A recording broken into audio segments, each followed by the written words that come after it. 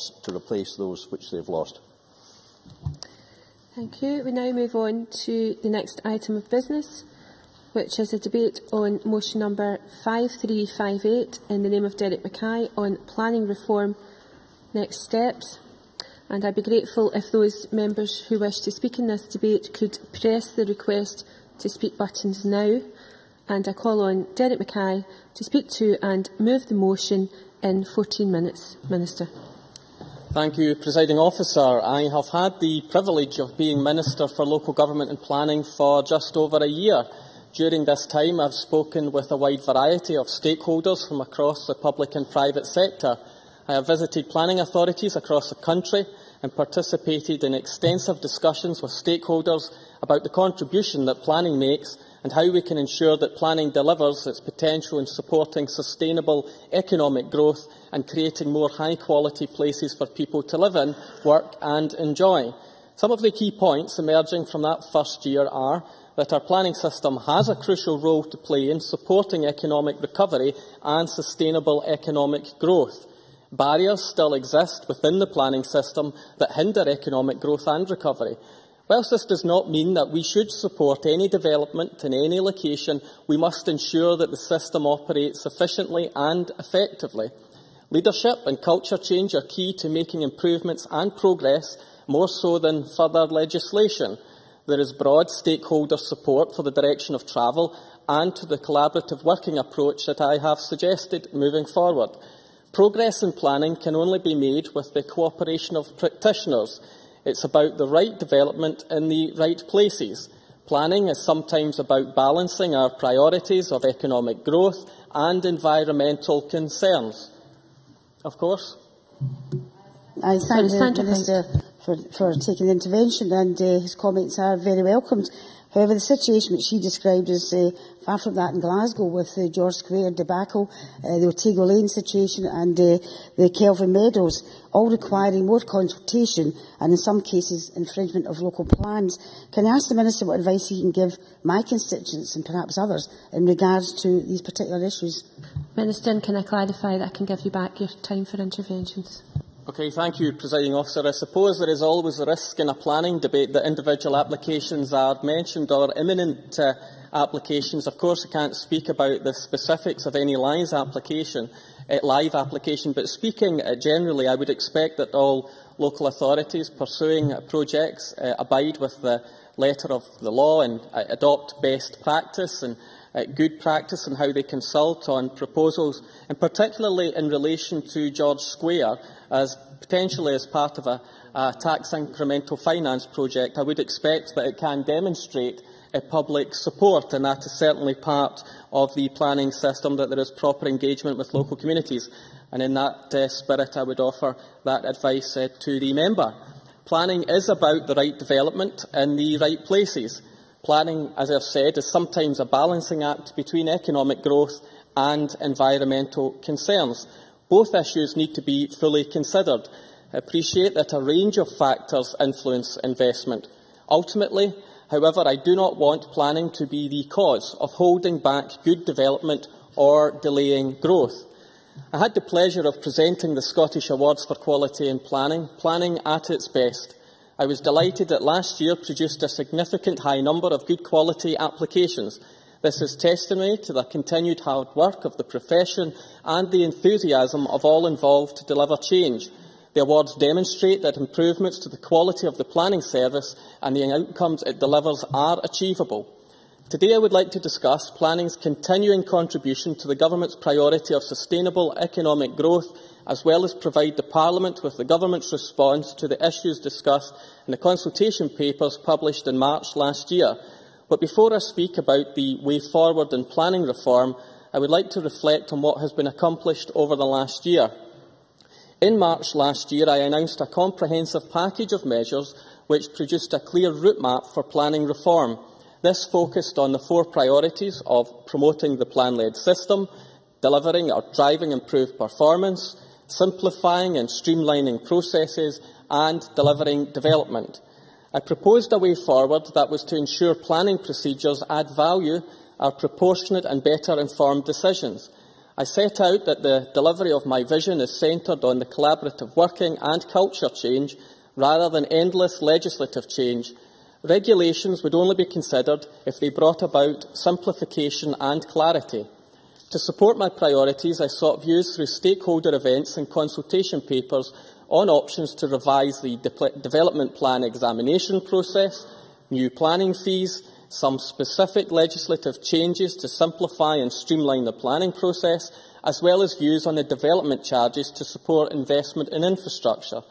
Since then, I have maintained momentum to support an approach to planning that is based on pace and pragmatism to support this government's economic strategy and priority to deliver sustainable economic growth.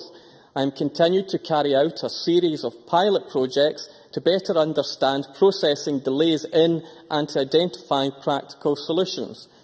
In September, I provided an update on the progress since March.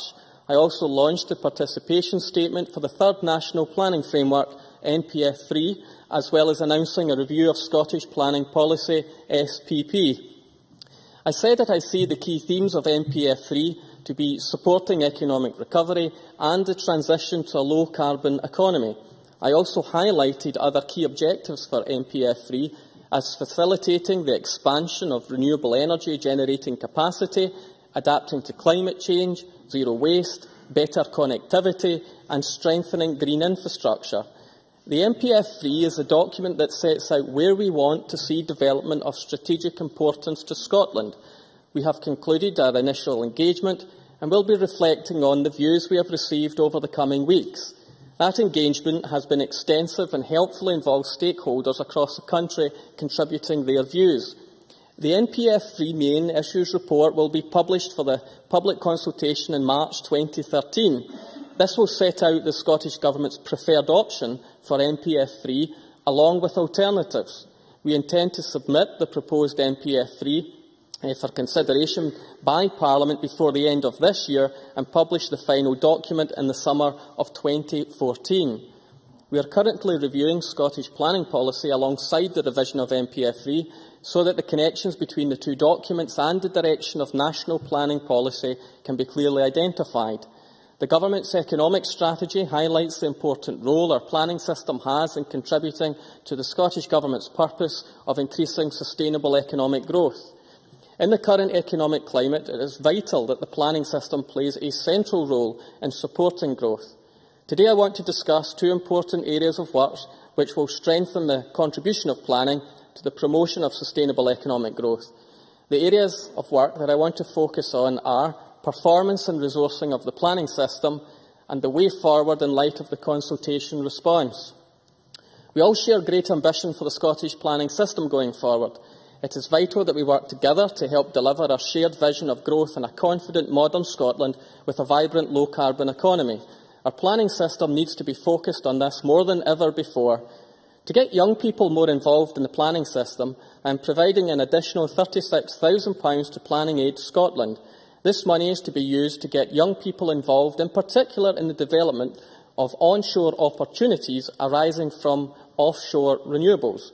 This funding comprises contributions from across the Scottish Government, reflecting the contribution of the renewable sector to delivering the low-carbon economy, a key priority of the Government economic strategy and a government-wide priority. I am also providing funding of £20,000 to Heads of Planning Scotland for training support. I am delighted with the work done to establish the new planning performance framework last year.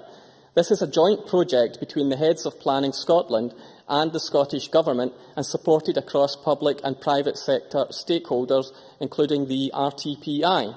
The first round of performance reports includes a range of commitments to deliver a high-quality customer service. I look forward to seeing rapid progress in service improvements with the support of the industry. That will ensure planning does all it can to deliver sustainable economic growth in Scotland. Performance is improving, but it remains far too gradual and variable.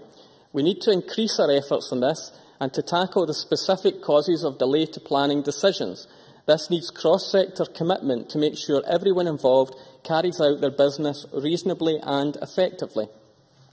We have worked with Aberdeen City Council and Edinburgh City Council to better understand the practicalities of using processing agreements. These agreements are a useful mechanism to set out the expectations of those involved in managing major planning proposals. I have published a template for other planning authorities and developers to adapt to their needs. We will continue to work to promote processing agreements as a vital project management tool which will allow developers to bring forward their plans with greater confidence. I recognise that planning authorities can find it challenging with the increased volume of applications for wind farms. I announced £673,000 of funding to be distributed to the authorities that requested additional support to deal with the applications for wind farms. The responses to the consultation on fees for planning applications and meetings held with individual companies revealed that the developers considered the proposed fee levels consulted on to be disproportionate. Many developers indicated that the new fee structure would act as a strong disincentive to development. I am committed to maintaining a business environment that supports sustainable economic growth and therefore do not propose to implement the planning application fees proposed in the consultation paper, but I do accept the case to increase fees to finance much-needed improvements to the planning service. Subject to parliamentary approval, I propose to increase planning fees and the fee maximum by 20% in April 2013. This will see Scottish planning fees remaining lower than those in England and Wales generally for most categories of development, whilst generating between £4 and £5 million to support the planning system. I remain firmly resolved that any increases must be inextricably linked to sustained improvements in performance. I will work with COSLA to set up a high-level group to review planning performance. This group will also look at proposals to link performance with wider reform on planning fees. I will continue to progress legislative powers to enable ministers to reduce a planning authority's fees through the Better Regulation Bill should the authority consistently perform poorly. I would now like to explain the way forward in light of responses to the other consultations. I remain committed to a plan-led system that promotes confidence and brings certainty for investors and communities. I'm also... Of course. Claudia Beamish. I thank the Minister for taking a brief intervention. On the point of communities, and this is a specific case, but it has already been decided, so I'm raising it for the broader issue. Last week, the Scottish Government reported dismissed an appeal for sand and gravel at Overburns Farm in Clyde Valley in my region. This is the second application, and could I ask the Minister if he can shed any light on the concerns of communities who have experienced serial and quite similar applications on the same site, and whether there are any plans to protect communities for what they have described to me as something that can be a war of attrition. Minister. I can say to the member there are some safeguards in the system for repeat applications if they're almost identical in nature being resubmitted, and I'm more than happy to look at any specific case, especially if it has already been dispensed and determined, to see what pattern is emerging and what further work can be done in that specific area. And on the point of communities, I want to continue with the engagement of local communities within the planning process. And to that extent, I want to see charrettes adopted as part of the normal planning process across Scotland, engaging local people to influence the choices about how their areas develop for the better. And engaging in the planning system at that level seems eminently sensible. And providing an additional £20,000 to Planning Aid Scotland to deliver pilot projects which will investigate various ways of delivering charrettes to ensure that this approach is both affordable and effective. In addition, I will be working with the Highland Council and Loch Lomond and the Trossachs National Park Authority to pilot the use of the charrette approach to help prepare the main issues reports for their local development plans. I hope that involving local people in this process will create a joined-up approach to planning and delivering development and regeneration, attract new investment and jobs and bring benefits to the local areas. With regards to the development plan examinations, there has been very little support for removing independent reporters from the process, with most respondents favouring the retention of the current system with some minor improvements. I am therefore proposing some refinements to the examination process. Where reporters identify a serious deficiency in the plan that cannot easily be rectified through the examination process, they will draw attention to this in a separate report. These changes will allow examinations to be completed and prevent needless delays in the adoption of new development plans, but will still hold local authorities to account where emerging plans fall short of expected standards. After the conclusion of the current examination of the Strategic Development Plan for South East Scotland, SESPLAN, I will be launching a review of the Strategic Development Planning in the summer. This review will take stock of the processes around the preparation of SDPs based on stakeholders' experiences of the first round of plans. There was significant consensus around our proposed legislative changes to some specific development management processes detailed in the consultation published last March. I have therefore laid legislation regarding amendments designed to streamline planning procedures, in particular removing pre-application consultation requirements from applications to change conditions on existing planning permissions. This change in a number of technical amendments around cases subject to local review will, subject to approval by Parliament, come into force on 2nd of February. The remaining changes to development, of course.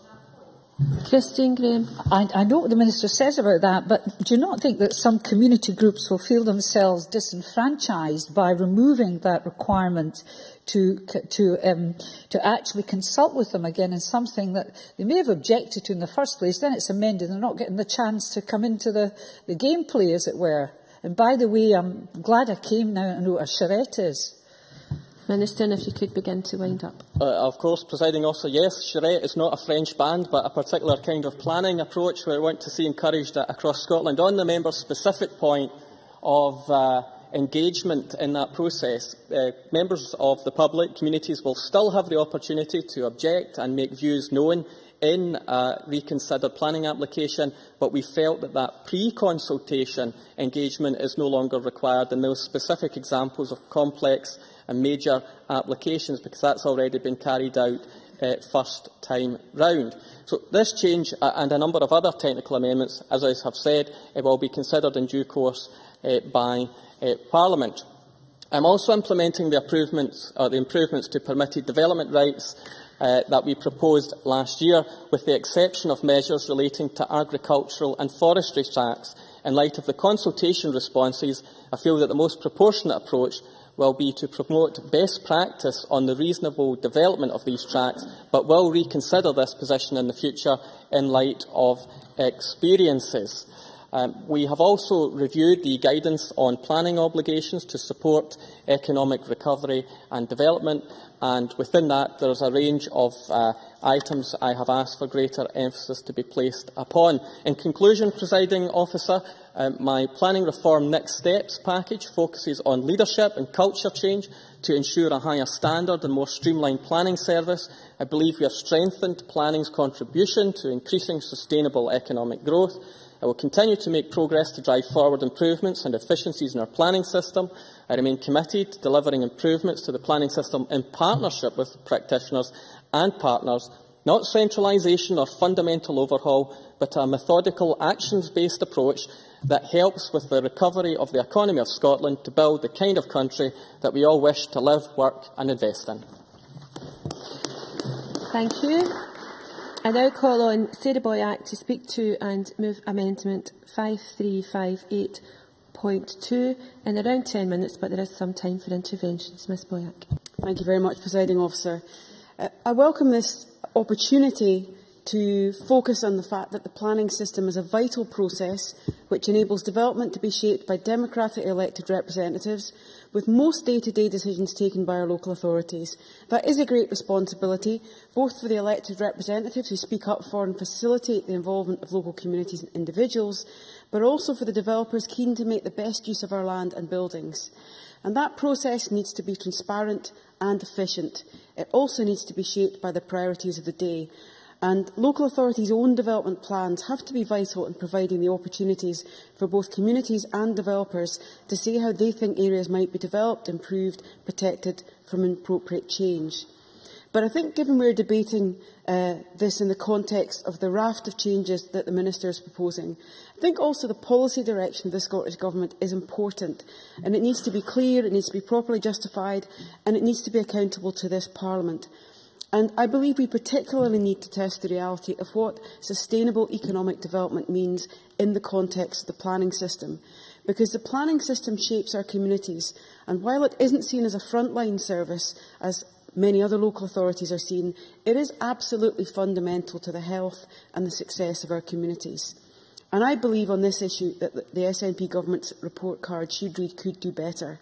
We're still waiting for the Marine Plan, and by the time it appears, most of the important decisions which the Marine Act envisaged it would shape will have all been made. That was the whole point of designating the purpose of a Marine Plan within that Act.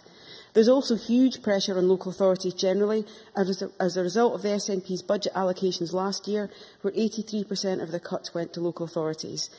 And there is a lack of clarity on the approvals regime for fracking proposals. So one of our challenges, I think, across the Chamber today is to ask the right questions of the Minister, to find out what the rationale of his proposals are, and although they're technical, they will have very important ramifications for our communities and the process by which they're shaped. And I thought one of the most important conclusions registered in the reporting of the consultation was the finding that a general view was that the ability of stakeholders to fully participate in the process is being limited, and thus confidence in the system is being lost. Now, that conclusion wasn't addressed head-on, it's just left hanging there, and the Minister didn't mention it in his opening remarks. I hope in his concluding remarks he will reflect on how members of the community actually view how the planning system works. The financial pressures that local authorities are operating under needs to be acknowledged. It sets the context for the allocation of resources.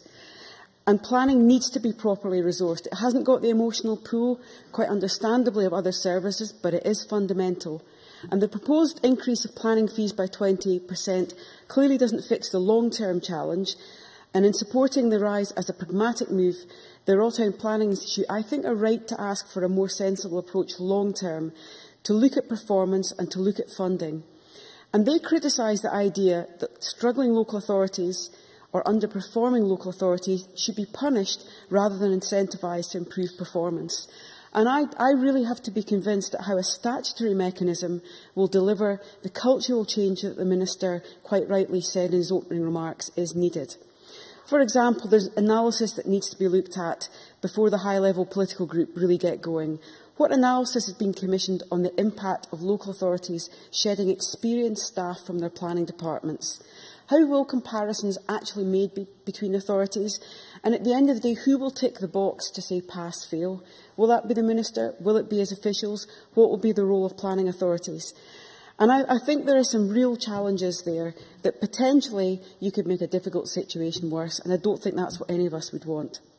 There's also an issue that I would like to see more detail on. The Minister said in his speech, or he implied, that those authorities who'd highlighted that they are struggling to deal with wind farm developments would be allocated resources. I think it would be useful to get more clarity about how the funding will be allocated. I have questions about what difference simply one-year funding will make. I don't see that this year is the top year in terms of applications. I'd be interested in the Minister's comments on that. And I'd also be interested to know whether it's the whole of the £673,000 and what other projects will be supported. Because I think it's important to ensure that we see new skills and new knowledge on other energy-related proposals are also supported, such as the requirements on energy efficiency and on-site renewables that were required as part of the provisions of the Climate Change Act. That's 3 years on now, and how are those skills not just being dealt with by local authorities, but how are they being spread to the private sector? And when we come on to look at the issue of enforcement, how do the planning officers who are enforcing the planning process have those kind of skills and knowledge? Because there is a concern about the detail in terms of the application of those issues. And we have a particular issue about the training and policy support for local authorities dealing with proposals for fracking. If it's tough enough dealing with issues to do with renewables developments, and it's not just onshore wind, that's an issue in terms of scale and number of applications, there's a whole raft of new technologies and new challenges. And there's a range of environmental impacts and the issue of dealing with procedures which we believe need to be tackled. At the moment, the procedures on fracking are opaque. Clarity is required to ensure that there's proper and effective scrutiny of these proposals at every stage of the process. Now, when we raised these concerns in the Chamber with the Enterprise Minister Fergus Ewing, he merely gave us a robust defence of the industry's potential. But it didn't engage with the concerns people have expressed to many of us about the lack of due process or the way that the long-term impact of these proposals will impact on our local environment, on local communities, and crucially on robust measurements of how such proposals potentially impact on our climate targets. So we think that these proposals should be addressed within the new SPP that the Minister is developing. It's currently a gap, it needs to be slotted in. And a key concern I have, reading the documentation published yesterday, is when you look at the new proposals that are coming from the Minister, it's actually difficult to see the explanation and justification on how they're actually going to be taken forward. The document that we've all had since yesterday gives you the headlines, but it doesn't actually give you the understanding and the arguments. And I think that's particularly true in the simplifying and streamlining the system section. It's vital that we're able to scrutinise what the Scottish Government are doing, and I thought Christine Graham was absolutely right to raise something which looks like a relatively minor change, but which could actually have major ramifications in our communities. Sometimes it's the conditions which turn an unacceptable or a damaging development into one which local communities can actually accept and live with.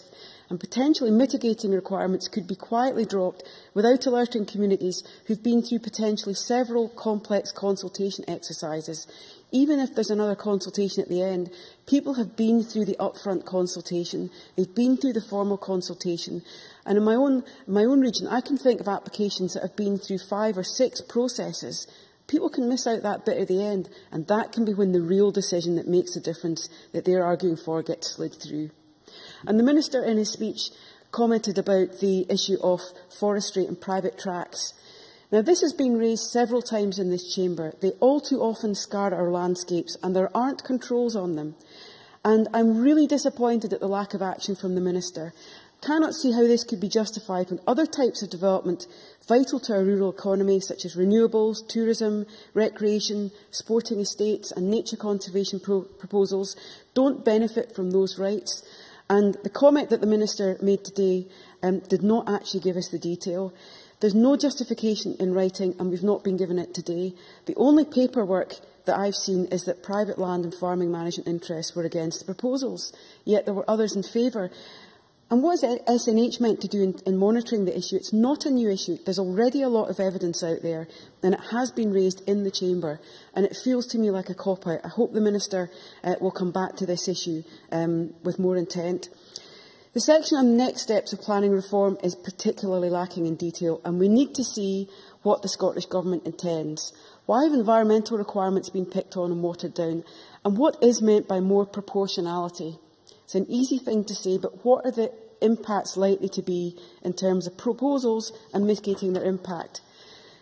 Shorter, more focused documents would be good. No one could disagree with that. I think we've all seen lengthy documentation which goes round the houses and covers a large number of issues while missing out the key environmental issues.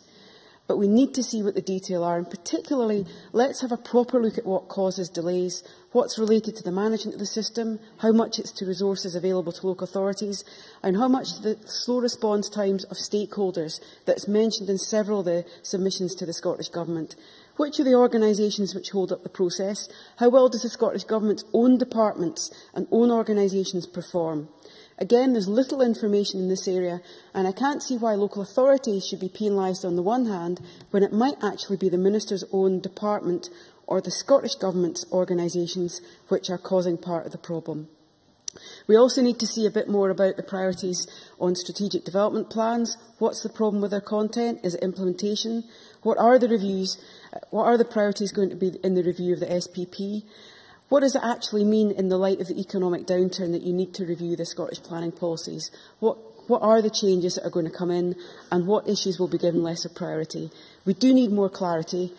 By missing out on the justification of why certain things have been proposed isn't good government, and it may in the short term avoid falling out with interest groups, but it doesn't give us clarity, and it doesn't enable the whole raft of stakeholders to really understand what's at the heart of what the Scottish Government is doing. Our amendment is focused on the 2 issues we feel need to be addressed by the Scottish Government. resources available to tackle the change needed in local authorities, and the lack of clarity on the particular issue of fracking. I look forward to hearing the proposals from the Conservatives about enforcement. I think in many of the issues I've been talking about, enforcement is absolutely key. I hope the Minister will listen to the arguments. I hope he'll act, and I move the amendment in my name. Thank you. Thank you. I now call on Margaret Mitchell to speak to and move Amendment 5358.1. Ms Mitchell, you have around 7 minutes with time for interventions. Thank you very much, Deputy Presiding Officer. I welcome this debate on planning reform and the motion which stresses the vitally important role the land use planning system plays and must be recognised as playing in supporting sustainable economic growth, and which acknowledges the key to this is the necessity for cross-sector collaborative working to ensure the planning system works effectively and efficiently. The motion also acknowledges the progress made on the next steps of planning reform with the launch of the National Planning Framework 3, NPF 3, the review of the Scottish planning policy and the agreement between the Scottish Government and COSLA regarding the future management of planning fees and resources, which of course is welcome. Taking NPF and SPP in turn, the National Planning Framework designates national developments. Currently, there are 14, and a call for new deliverable and nationally important projects to add to these candidates closed on the 14th of December last year. Thereafter, NPF 3 main issues report will be issued for consultation in March this year. The Scottish Planning Policy Review was announced last September to ensure that planning policy remains fit for purpose and that it meets the challenges to be faced in the present economic circumstances. In the autumn and winter of 2012, the Government called for stakeholders' views on whether the current SPP works. And in November 2012, stakeholder and public consultation events, together with informal participative seminars, were held for both NPF 3 and SPP in Aberdeen, Dumfries, Dundee, Edinburgh, Glasgow, Inverness, but alas, not in Lanarkshire or Falkirk. Despite this, the Government's willingness to proactively seek views is very much welcome, for if the planning system is to be fit for purpose, it must be transparent and inspire confidence with all those who engage with the system. If all the participants understand the system and are fully informed about the details of applications, the process will be much more effective and efficient, and this will aid economic growth. Full consultation is therefore essential at the earliest point possible for all applications, especially contentious ones, and this is certainly the case with unconventional gas extraction applications, and I rather share Sarah Boyack's comments about how dismissive Fergus Ewing was when this was discussed in the Chamber, and I hope the Minister will review how these are treated for the future, because it's absolutely crucial at a local level for local communities to understand, if you just give me a minute, the positive, potential positive and negative impacts of a development or application. Happy to take the intervention. Chick Brodie. Thank you for taking the intervention. I hear the comments that you made, Ms Mitchell made about planning regarding fracking. Does she accept that the licensing of fracking comes from Westminster, not from within Scotland? Margaret Indeed, and if the member had been listening, he'd hear I referred to specifically unconventional gas extraction, which is slightly different from fracking. Too often local people feel aggrieved that while the letter of the law is followed, the spirit of the law is not. Every MSP will have experience of attending public meetings where complaints are made about neighbourhood notifications being issued at peak holiday times, and fact-finding Q&A planning application exhibits being held at inconvenient times for those affected to attend.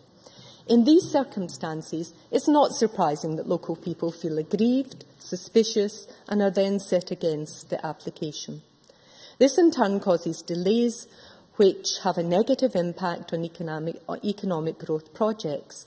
Yet these delays could well have been avoided had the spirit of front-end consultation, which the current Scottish planning policy seeks to promote, been followed.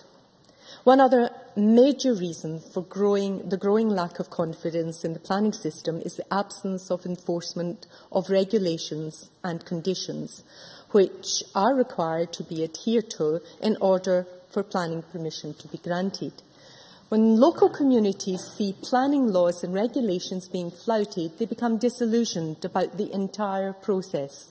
Furthermore, according to statistics from the second quarter of 2012-13, out of 1,457 cases taken up, a paltry 171 notices were served and only one case was reported to the Procurator Fiscal. Yes, happy to do so. Mike Mackenzie. Would you agree that enlightened planning practice suggests that in enforcement cases, enforcement officers to do their very best to resolve these issues in an amicable and a constructive fashion, rather than actually taking formal action, and that the statistics that you've just quoted are actually a hallmark of, or are something to be welcomed rather than something not to be welcomed? Margaret Mitchell. I would agree with the member. If all of these had been resolved amicably, it would indeed be something to be welcomed, but anecdotally we know that's far from the case. Given that enforcement is central to the credibility of the planning system, I call on the Minister to ensure that detailed, meaningful data on enforcement is available. For example, since the end of 2012 and 11-12, notices served are no longer broken down by type, making it impossible to properly monitor the extent to which enforcement is working. More fundamentally, even then, the available data is not sufficient to assess enforcement in our planning system. The remainder of the motion lists extra funding awarded to local authorities and planning aid, and also to the heads of Planning Scotland for the eminently sensible training purposes. In terms of funding to local authorities, whilst this will help them to cope with the burden of being inundated with wind farm applications, it has to be said that the Scottish Government's obsession with wind farms is to a large extent responsible for the proliferation of wind turbine applications. Meanwhile, local authorities are struggling with the costs of other types of applications. Could you just allow me to make some progress, because I'm 7 minutes now and... I would need to be brief. Need to be very brief. Mike Mackenzie. I just wondered how you felt, therefore, about the proposal for a wind farm on your colleague Jamie McGregor's farm or estate. I know I certainly welcome some of the community benefits that may flow from that. Margaret Mitchell. Yeah. Of course there's a place for wind farms in Scotland. It's part of a basket of resources, but it remains a regressive form of energy that taxes the poor more, and there's a blight on our scenery throughout Scotland. And as such, I cannot understand why the government is so obsessed with it. Inevitably in planning there will be competing interests, but increasingly local priorities are at odds with the government policy, and decisions made by locally elected members are being overturned by a reporter. For example, in Falkirk, the council rejected the bid to build 13 turbines at Stoneridge. The Scottish Government planning reporter has now overruled that decision, despite conceding that the wind farm would be a noticeable feature in a mainly pleasant, varied and generally tranquil landscape, and that noise levels would at times breach recommended limits. In conclusion, Presiding Officer, if the confidence of local people is to be restored in the planning system, more effort must be put into effective front-end consultation, robust enforcement and reconciling local and national priorities. I move the amendment in my name. Thank you very much. I now turn to the open debate. Speeches of 6 minutes. There's a little bit of time in hand at this stage of the debate for interventions, and I call Joan McAlpine to be followed by John Pentland. Thank you, Presiding Officer. As the Minister Derek Mackay has stated, our planning system does indeed have a key role to play in supporting economic growth as well as contributing to a low-carbon economy. What has become clear through the consultation process is that barriers still exist within the planning system that hinder rather than support these two aims, and the plans announced by the Scottish Government through the My Planning Reform Next Steps package are to be welcomed. If I may, I would like to focus on the issue of planning reform from a perspective which I am sure most members have some experience, which is renewables. Scotland is the windiest country in Europe and has massive green energy potential. The industry is already delivering jobs and securing billions of pounds of investment in our economy and communities across Scotland. However, in November last year, the Energy, Economy and Tourism Committee published its report on the achievability of the Scottish Government's renewable energy targets. What became apparent within the report was that there are issues arising from the planning system that should be addressed. One of the most pressing concerns is the fact that increasingly high numbers of renewable energy applications are contributing to pressures on the planning system, particularly in some local authority areas. It is with this in mind that I welcome the announcement that the Scottish Government will provide additional one-off funding of £673,000 to help planning authorities to deal with applications for wind turbines. These resources have been applauded by many organisations, including the Royal Town Planning Institute in Scotland. I want to reiterate what Derek Mackay said earlier. One of the main objectives of the new National Planning Framework is facilitating the expansion of renewable energy generating capacity, adapting to climate change, zero waste, better connectivity and strengthening green infrastructure.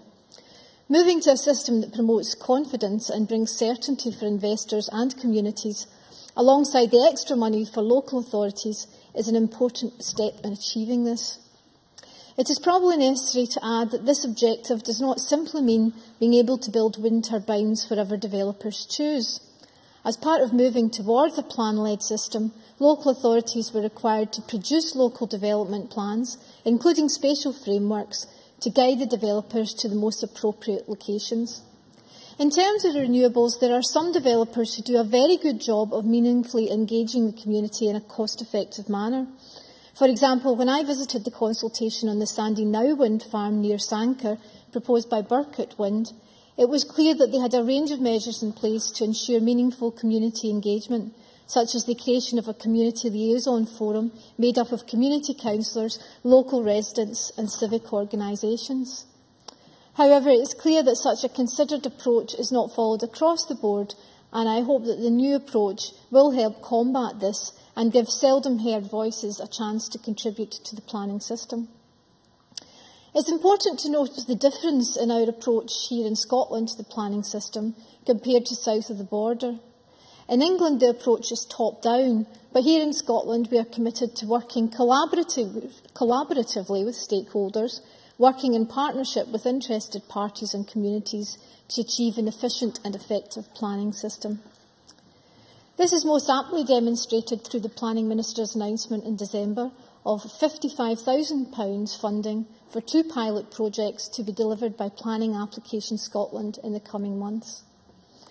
First, I welcome a project to investigate a more cost-effective and inclusive approach to delivering the charrette model of community and stakeholder engagement, extending the scope of charrettes by linking land use planning with community planning and regeneration. Secondly, there will be a project to improve the involvement of young people in planning. The importance of involving young people in such decisions cannot be overstated. As Planning Aid Scotland outlined in their briefing, young people will have to live with the consequences of decisions made today, so they must be brought into the decision-making process. Indeed, PAS highlighted one of the most important features for a modernised planning system, better engagement and inclusiveness, and I believe that these measures will be pivotal to that aim. Thank you very much. Thank you. I now call on John Pelton to be followed by Chick Brodie, 6 minutes or thereby, please. Thank you, Presiding Officer. This is an extremely broad discussion of planning, extending from how we deal with alterations to individual properties to the overarching economic development plan of our nation for the next decade or more. There are, however, some principles that link how we approach the fine brush points at local level and the extended national canvas, not least as a pitfall of allowing the process to become an obstacle rather than a means of facilitating and fulfilling planning objectives. We need to retain flexibility to meet changing needs. Plans are important, but they should not be tablets of stone, impervious to new situations and incapable of adapting to evolving opportunities. The planning fee increase goes some way to addressing the problem that local authorities face, but does not fully address it. What should be happening is that local authorities should be able to recoup the full cost of planning, no more and no less. We are told that the 20% increase will raise £45 million, but in North Lanarkshire alone, I understand that the deficit from planning is £2 million, and cost recovery through fees has dropped from 81% in 2004-05 to 56% in 2010 and 11. Minister Derek Mackay. It's just to seek clarity. Does the member not acknowledge, though, in the difficult economic circumstances that we face, that such a substantial rise in planning fees at this time without the improved performance, it would be a very unwelcome step as part of our support for an economic recovery, and is the view that the member is giving the position of the Labour Party? John Penland. The view that I'm giving, Minister, is one that, whilst we all fully acknowledge that we are in difficult economic times, those hard economic times should not be burdened onto North Lanarkshire Council. And what we should be doing is making sure that any planning application does not cost any more or any less for the way it's processed. This is money that could have been spent on other hard-pressed council services. The caps and charges mean that the council is often subsidising bigger developments, even though such developers could probably manage to pay more. So why is it so important to keep reminding us that fees are lower in England? Is this some sort of competition? If so, where are the other countries in the league table? Should we not just be ensuring that we have the right level of fees for Scotland, full stop? It should neither be an income generation scheme nor a drain on resources. Sandra White. Maybe for taking the intervention, I want to pick up on the point about drain on resources. Do you not think a very great drain on resources for local councils, particularly in Glasgow, is the fact that big companies are allowed to buy up land and have land banks? And if my memory serves me right, that came from a Labour government in Westminster. It's caused great problems in a site in Glasgow where a huge company has had the land for 15 years and not built on it. Is that not a drain on resources? John Penland. No, I think the drain on resources is the way I see it, that what I am being advised, that there's many applications that come in and it's costing the council and other services money to process. And I don't think that is fair. I think that is taking money away from badly needed services. Not only that, what we are seeing is that this money being taken away from other services, including within own plan departments, is then finding failure where we're able to process such applications. So it should neither be an income regeneration scheme nor a drain on resources. The former may be tempting to prospect for some, but the latter is more likely in practice, putting an additional burden on already severely cash-strapped councils. There should, of course, be a duty on planning authorities to keep their costs as low as possible, and indeed, it would be in the interest of economic development for them to do so.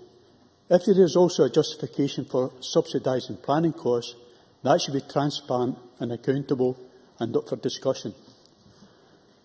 I know that some will point to community gain as an offset for planning and other costs that fall on local authorities.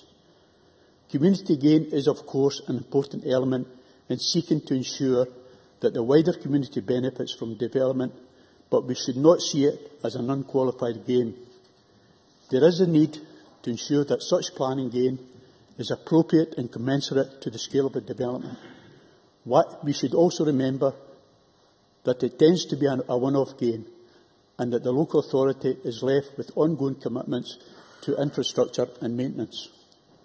When considering streamlining, one area that has been discussed is allowing greater powers to grant permission based on precedent. The other side of this coin is the reduction of inconsistent decisions, but we must be careful not to generalise too much and to take full account of differing circumstances. I note that the planning performance is to be reviewed and that consideration will be given to linking performance with the reform of fees. I hope that this will avoid a simplistic view of performance. As an example, take the requirement to deal with a planning application within a specified time. In order to achieve this, the easiest course may be to simply refuse any application that does not meet the requirements. An alternative approach employed in North Lanarkshire is to take time to discuss ways in which the application could be amended to help it meet the necessary criteria. This avoids adding unduly to the cost of the applicant, but the application takes longer to deal with. The planning authority should not be in any way marked down or penalised for this accommodating approach. As regards the speeding up of the processing of the local development plans, this is clearly to be welcomed, but we must be careful that it does not come at the cost of comprehensive consultation and participation. We need a more joined-up policy with regard to conflicting objectives. On areas such as town centres, completion policy is important, but so too are consumer choice, employment and overall health of the local economy. We also need to forge stronger links between major local developments and national developments. In my own constituency, we have the example of Ravenscraig, whose ambitious redevelopment has been a long time coming but continues to push forward despite the adverse economic conditions. And as Europe's largest brownfield site redevelopment, I believe that this is a matter of national importance, and I hope to see the reflection in the third planning framework. Thanks very much. Now Colin Chick Brodie to be followed by Mike Mackenzie. Thank you, Presiding Officer. Before I get to the meat of my statement, I did think the pantomime season was over, but we still have the Tory energy policy pantomime, probably with Struan Stevenson and Murdo Fraser as the ugly sisters. But at least they have an audience of one in Margaret Mitchell. She must know that 2/3 of applications to reporters on wind turbines are overturned in favour of the local authority. So I suspect that next time she comes to the Chamber to debate energy policy, she will have her facts right. In October, Presiding Officer, an article said that Scotland's Minister for Local Government wasn't messing about, and that he was driving in his quiet way a wholesale reform of Scotland's planning system, collaborating, working in partnership with stakeholders and communities to achieve an effective planning system for Scotland. I want to compare that to an even more recent press release from south of the border, where Messrs Pickles and Bowles threatened to strip councils of planning powers, to centralise in a planning inspectorate, where words like civil war, alarm, bombshell and override abound. These words have no place in the lexicon of a revised planning network, where the Minister in Scotland, his much more collaborative and democratic approach is to be welcomed. Scotland, again, is different. And while I and we welcome the proposed planning policy and the establishment of a revised national planning framework, we must ensure that all parts of the process, of course, will not only, yes, of course, contribute to the nation's economic growth, but also that they fit in with the vision that we have of a physical Scotland, and with the vision and strategic role of not just our cities and our large towns, but our smaller communities, and the role that they will play in that vision. Presiding Officer, in setting out the spatial dimensions of our major strategic priorities, communities and community empowerment must play a complementary part. And I believe that the renewables report that the EET produced in December indicated and crystallised that particular demand. That involvement, community involvement, has to be part of the jigsaw, and any plan-led system has to ensure that development plans, be they strategic or local economic, have to have a consistency of approach to national policy and guidelines across rural and urban developments. Two examples, Presiding Officer, can found this.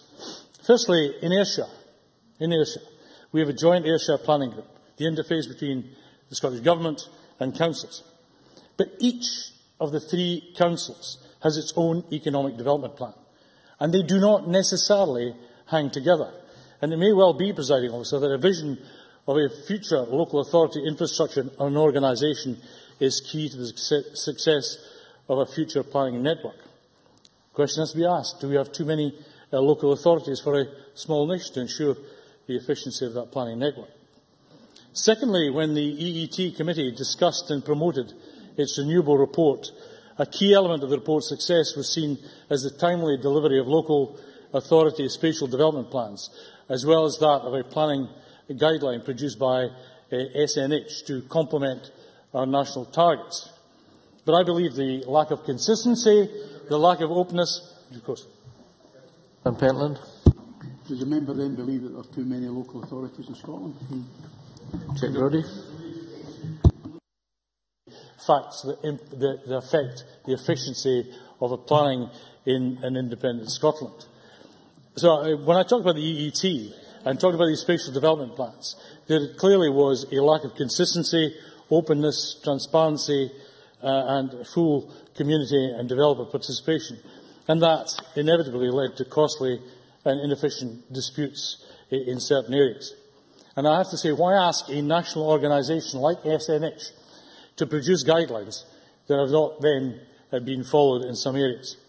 That, combined with the mechanism that was introduced in terms of feed-in tariffs and ROCs, led to a proliferation of application for single turbines, placing an uneven burden on some planning departments, when from the beginning it would have been more sense to have community and defined community equity participation in wind farm developments of an appropriate size, so that that defined community would be a beneficiary of direct involvement in the planning and production process, and ultimately the financial benefits that would flow therefrom, rather than be seduced by embellishments and inducements pre-planning.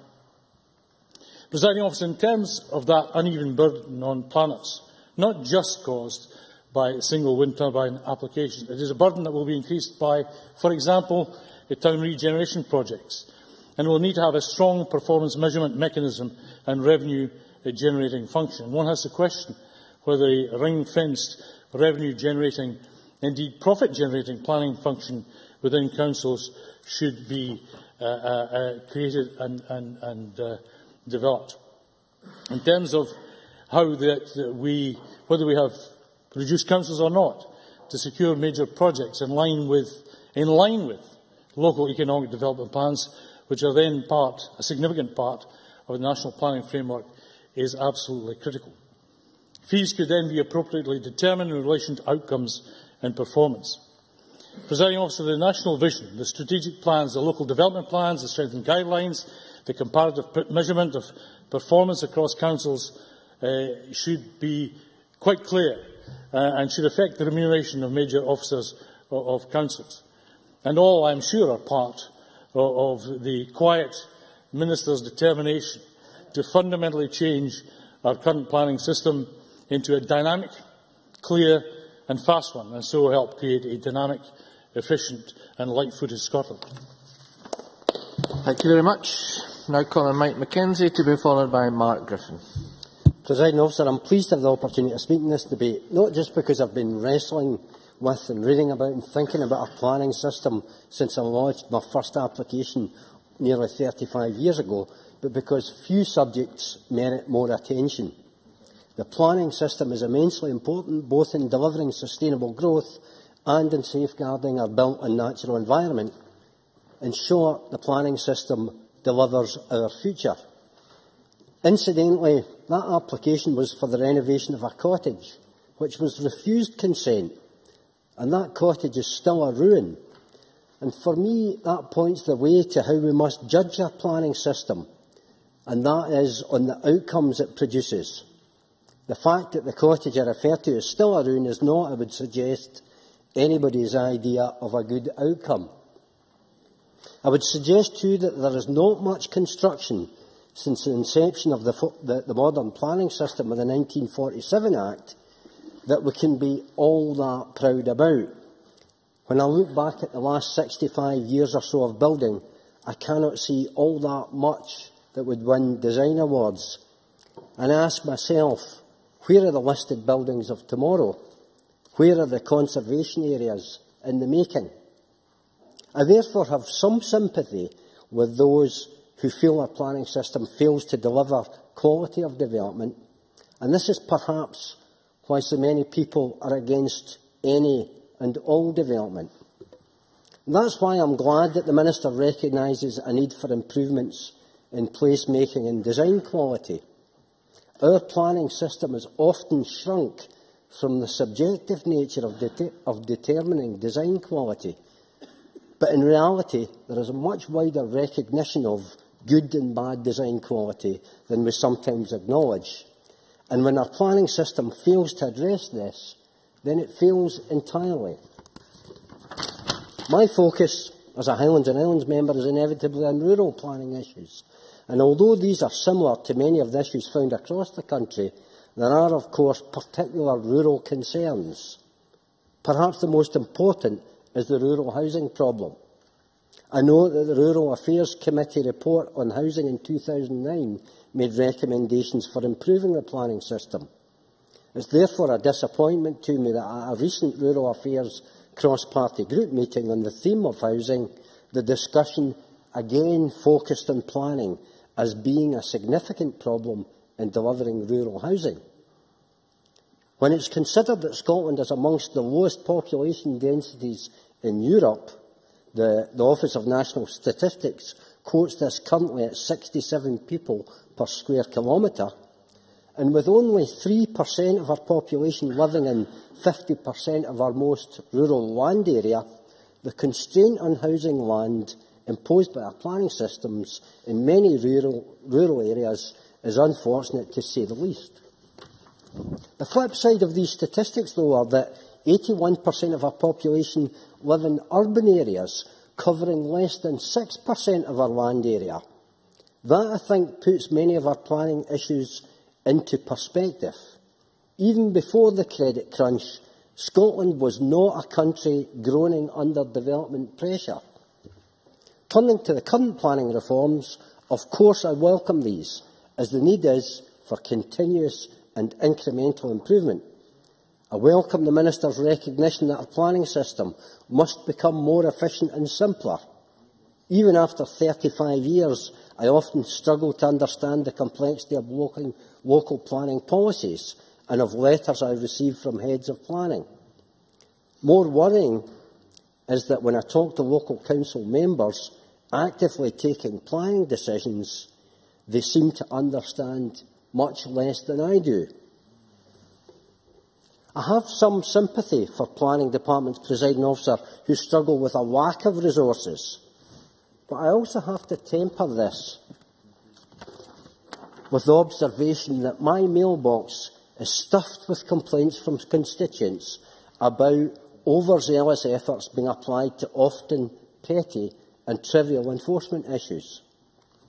I'm glad, therefore, that the Minister has struck a careful balance between increasing planning fees, which will add a further burden to development costs in what are very difficult times, and increasing resources to planning departments, and sees the clear need to link these increased resources to improved efficiency. I welcome too the focus on plan-led planning practice and efforts to engage more people at this earlier stage rather than engagement which is merely reactive to applications. Most of all, though, presiding officer, I welcome the Minister's focus on improving the culture in which we deal with planning. For improving this culture and paving the way towards a more enlightened planning system trumps all other possible improvements. Thank you. Thank you. I now call on Mark Griffin to be followed by Jamie Hepburn. Thank you, Presiding Officer. Despite public opinion often to the contrary, I think that we all started out in politics because of commitment to our community and the people who live there. And while the planning system or planning reform are unlikely to be subjects for a debate that will tend to excite us as politicians, it is an area of policy where decisions we can take can have a massive impact on the lives of people we represent. Similarly, a debate about planning reform won't generate a massive degree of interest from the general public, but individual applications will always create an interest. Now, whether that's an application that's out of place in our community, generating a high number of objections, a much-needed community facility or a whole town or village get behind, or simply an unusual application which generates a lot of interest.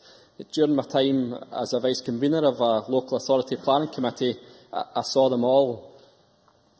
The power of that individual application to motivate a community to act, to lobby for or against a proposal is massive. I would regularly meet people who had no interest in planning, who are now quoting the Town and Country Planning Act as if they were expert in planning law. And the issue with people engaging with the planning system at that stage of an application being submitted, or sometimes the pre-application stage as we have now, is that as soon as people started researching or asking questions about the process, they realised that the single biggest factor in deciding on an application is the development plan. People would often be critical as soon as they realised that. You would hear, why did nobody tell me that the local development plan was so important? That sounds strange for a member of the public to say, but as my role as a Vice-Convener of Planning, I thought it was something I heard over and over. And when people were being critical, they would be critical of the council or councillors for not highlighting the importance of the plan, or be critical of themselves for not thinking something like that would ever affect them. But people generally lead busy lives, and it's understandable that just as not a lot of people will pay perhaps a lot of attention to this debate, similarly many people won't pay much attention to a consultation about an abstract document called the Local Development Plan. What we should be doing, though, through any reforms of the planning system, is talking about the importance of the local plan and talking about it in terms of that individual application that generates so much public interest. Do you think your community needs more homes built for families and to support the local economy? Then let your council know through the local plan. Is there a particular area with important historic significance or community leisure use that should be protected? Then speak to your local councillor about the local plan.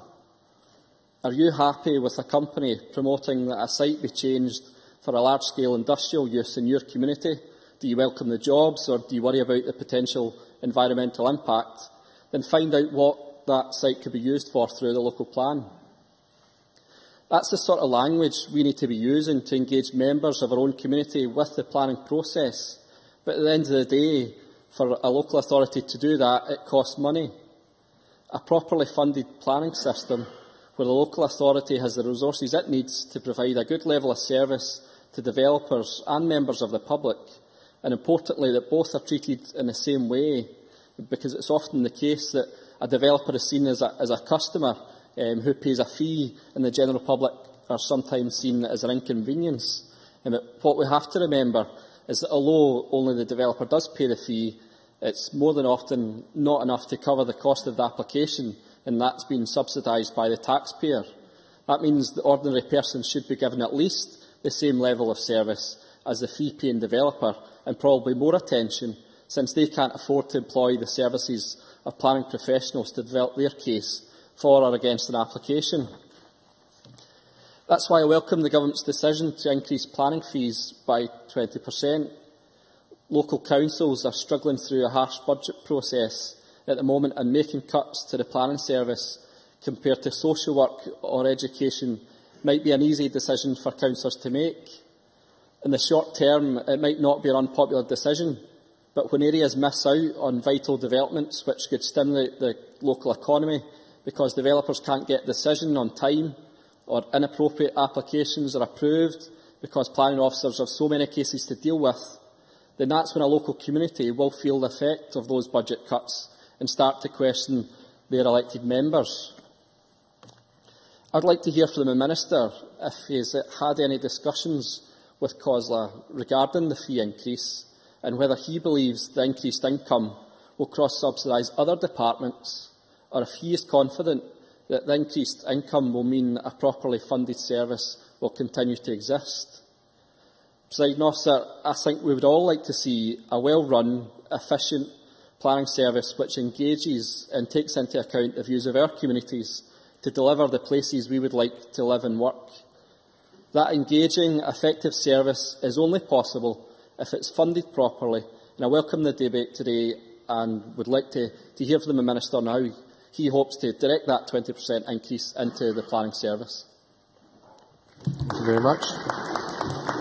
Now call on Jamie Hepburn to be followed by Anne McTaggart. Thank you very much, President Officer, in welcoming this debate. I suppose it might have been felt by some that a debate on the planning system might be dry and unimportant, but of course we know that couldn't be further from the truth, because the planning framework of course sets out how new developments will be taken forward to contribute to supporting regeneration in our communities, providing a range of new infrastructure for society to benefit by, and of course quite crucially, and I know this is a government priority as part of the planning system, stimulating economic recovery, and I'm sure these are all core objectives that will be widely supported across the Chamber. I think it underlines the importance of this debate today, and I think also what underlines the importance of this debate, I think it was alluded to in the previous contribution, is that one of the major sources of constituent casework that I receive, and I'm sure others receive, pertain to specific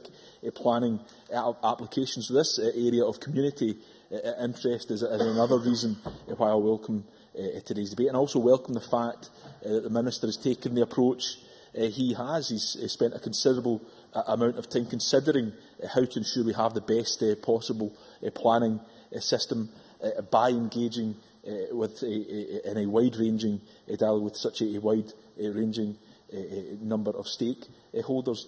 And I think the role of the community is important, because often I get the sense that the community people sometimes feel somewhat removed from the planning process, and in that regard I welcomed Planning Aid for Scotland's briefing, where they talked about better engagement for a modernised planning system, and they underlined the importance of early and inclusive engagement in planning, both in the preparation of development plans and development applications, specifically trying to involve children and young people in planning, because they make the important point that they are the people who are going to live with the consequences of decisions we take today for the longest period of time.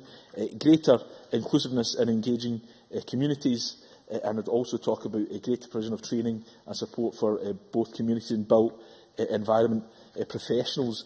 And in that regard, I'm aware that the Scottish Government has provided funding, additional funding to Planning Aid for Scotland, specifically to help develop these areas, and that's something that has been welcomed by the RTPI, because the RTPI was referred to in an earlier contribution. I think the sense was given that it was all doom and gloom from their perspective about what the Scottish Government was doing. I wouldn't want the impression left that through the official report that they have been uniformly critical. Can also talk, of course. Sarah Black. I think it was myself that mentioned the Royal Town Planning Institute, and I used them in the context of the whole issue of performance. I think it's appropriate to flag up where people are both happy and where they're unhappy, and I didn't at any point attempt to suggest that the Royal Town Planning Institute was against absolutely everything the Scottish Government was proposing, and I don't think the member could or should have inferred that from my speech. Well, let's just say Ms Boyack might have been highlighting where they were unhappy, and I'm highlighting where they're happy, and we'll leave it at that, Ms Boyack. Can I also talk a little about the issue of design charrettes, which is an interesting term. I think that was referred to by my colleague Ms Graham earlier, and I think this is a useful approach, because it is about trying to involve everyone that has a stake in the planning system, including the community, in developing a detailed master plan for their specific area. And I see that there have been a number of a series on charrettes run across the country. None, as far as I can see, thus far in my own local authority area, North Lanarkshire, the North Lanarkshire Council area. I look forward to seeing how they might engage with this process in future. And whilst I mention North Lanarkshire Council, President Officer, it would be remiss of me because I heard Mr Pentland talk about their accommodating approach. Perhaps they may have an accommodating approach to some, but I also think it would be fair to say they don't have the best record in listening to what communities always want. I know the Minister referred to specific applications being raised. I'm going to raise one because in the case of North Lanarkshire Council we have seen them ignoring what a community want, and indeed in Mr Pentland's own constituency there's overwhelming support for an application by a major retailer for a new store there, which has been rejected by the planning authority, which jeopardises that organisation's further investment in the local area. And I don't want to say too much about it because I know Minister can't speak about live cases, but I think it does underline the fact that North Lanarkshire Council doesn't perhaps have the best record in listening to communities in the planning system. Of course, theirs, I think, should be the pre-eminent voice in the planning system. Can I turn briefly to the Labour amendment before us, President Officer, because I want to pick up on two issues. And I know that the Labour amendment says councils face significant financial pressures. Well, I think we all know the difficulties that have been caused by the cuts that have been handed down from Westminster process. I should remind the Labour bench that was begun by their party in government under Alistair Darling as Chancellor. But I think it is important to remind the Chamber that for the 2012-15 period, local government's revenue funding is maintained and their share of the Scottish Departmental Expenditure Limit will still be higher in 2014-15 than it was in 2007-8.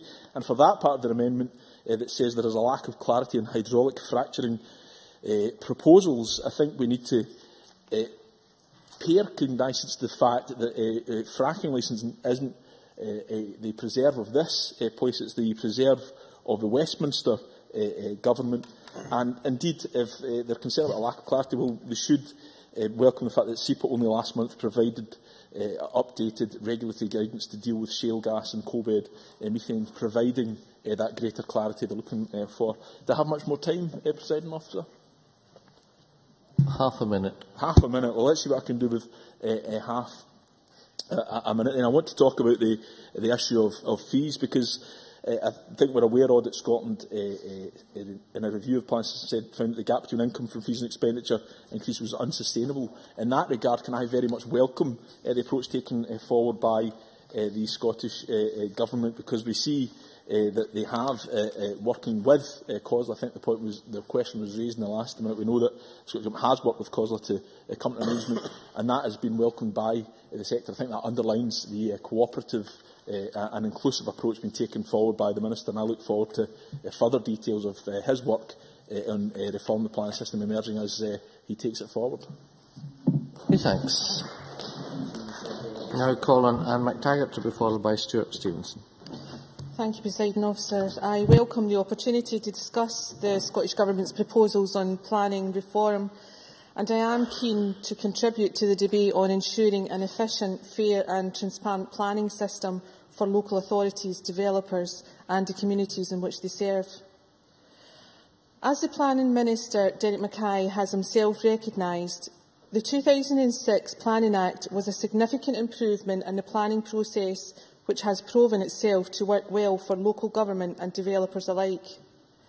I agree we should continue to review the planning process in Scotland in order to create the best system possible for all key parties. However, I would remind Mr Mackay that it is important to recognise the successes of the current legislation alongside the ambition to ensure that the guidance and process is as effective as possible for future planning applications. It is fair to assert that planning fees are an important part of the way local government funds their planning processes, and that any reform of this aspect of the system must be conducted with particularly careful consideration, given the extremely challenging economic circumstances of local government in Scotland. As a former member of Glasgow City Council, I understand the importance of the planning fees in delivering a timely and efficient applications process for builders and communities, and any threat of backdoor cuts to these fees would seriously damage the ability of local government to achieve these aims. Additionally, I note that the Minister for Planning has expressed the view that he will be streamlining the planning system, removing the need for planning applications for smaller developments. Whilst I agree that it is important we encourage economic growth and development by cutting unnecessary red tape in the planning process, I do not believe this should be at the expense of communities having a say in the development of their local areas. I hope the Minister will be mindful in his proposals of the unintended consequences that this could bring, and ensure that there are clear and strict limits on what buildings and structures can be erected with no planning application necessary. Local government has a high burden of responsibility in ensuring that applications are dealt with swiftly and appropriately, with key stakeholders being consulted at every step and every stage of the planning process.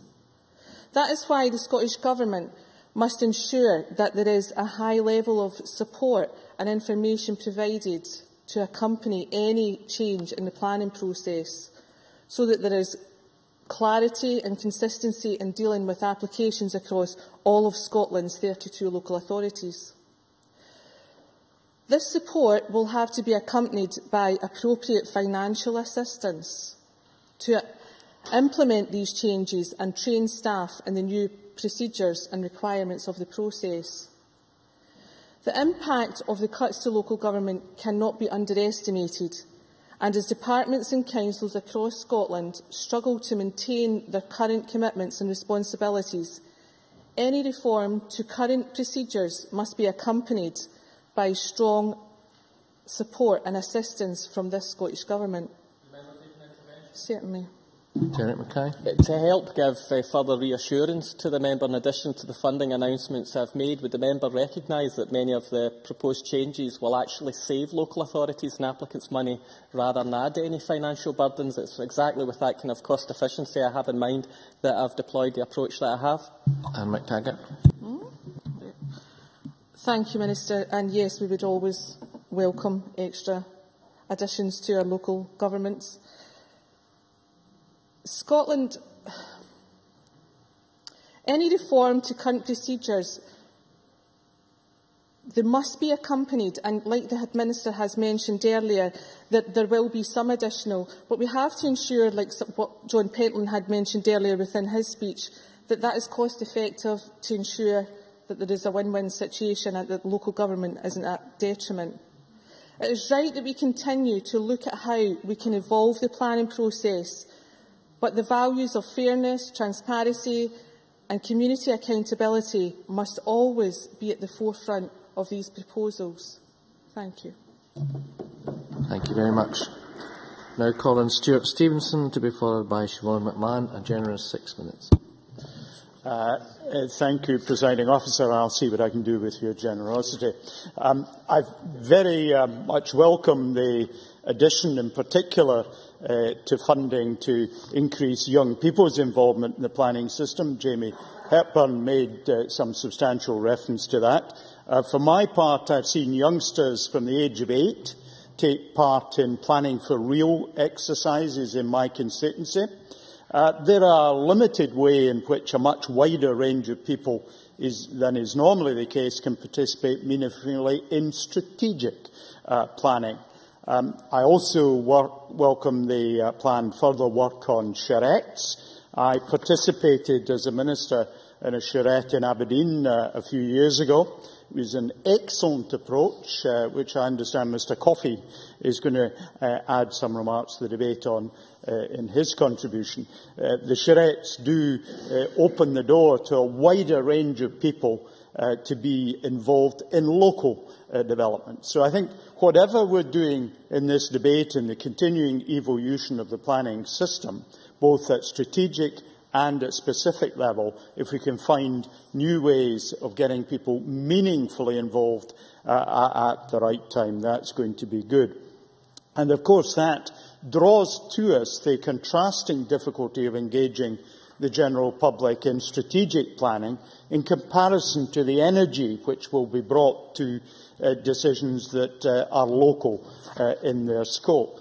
And I think Mark Griffin, in particular, in his contribution, raised that issue and illustrated the difficulty. I think what he perhaps failed to take on is the role that all of us who are elected members can have when strategic plans of whatever character are being brought forward, of taking forward issues that we can identify will be of relevance to the people we represent, and I think we all have a role in that.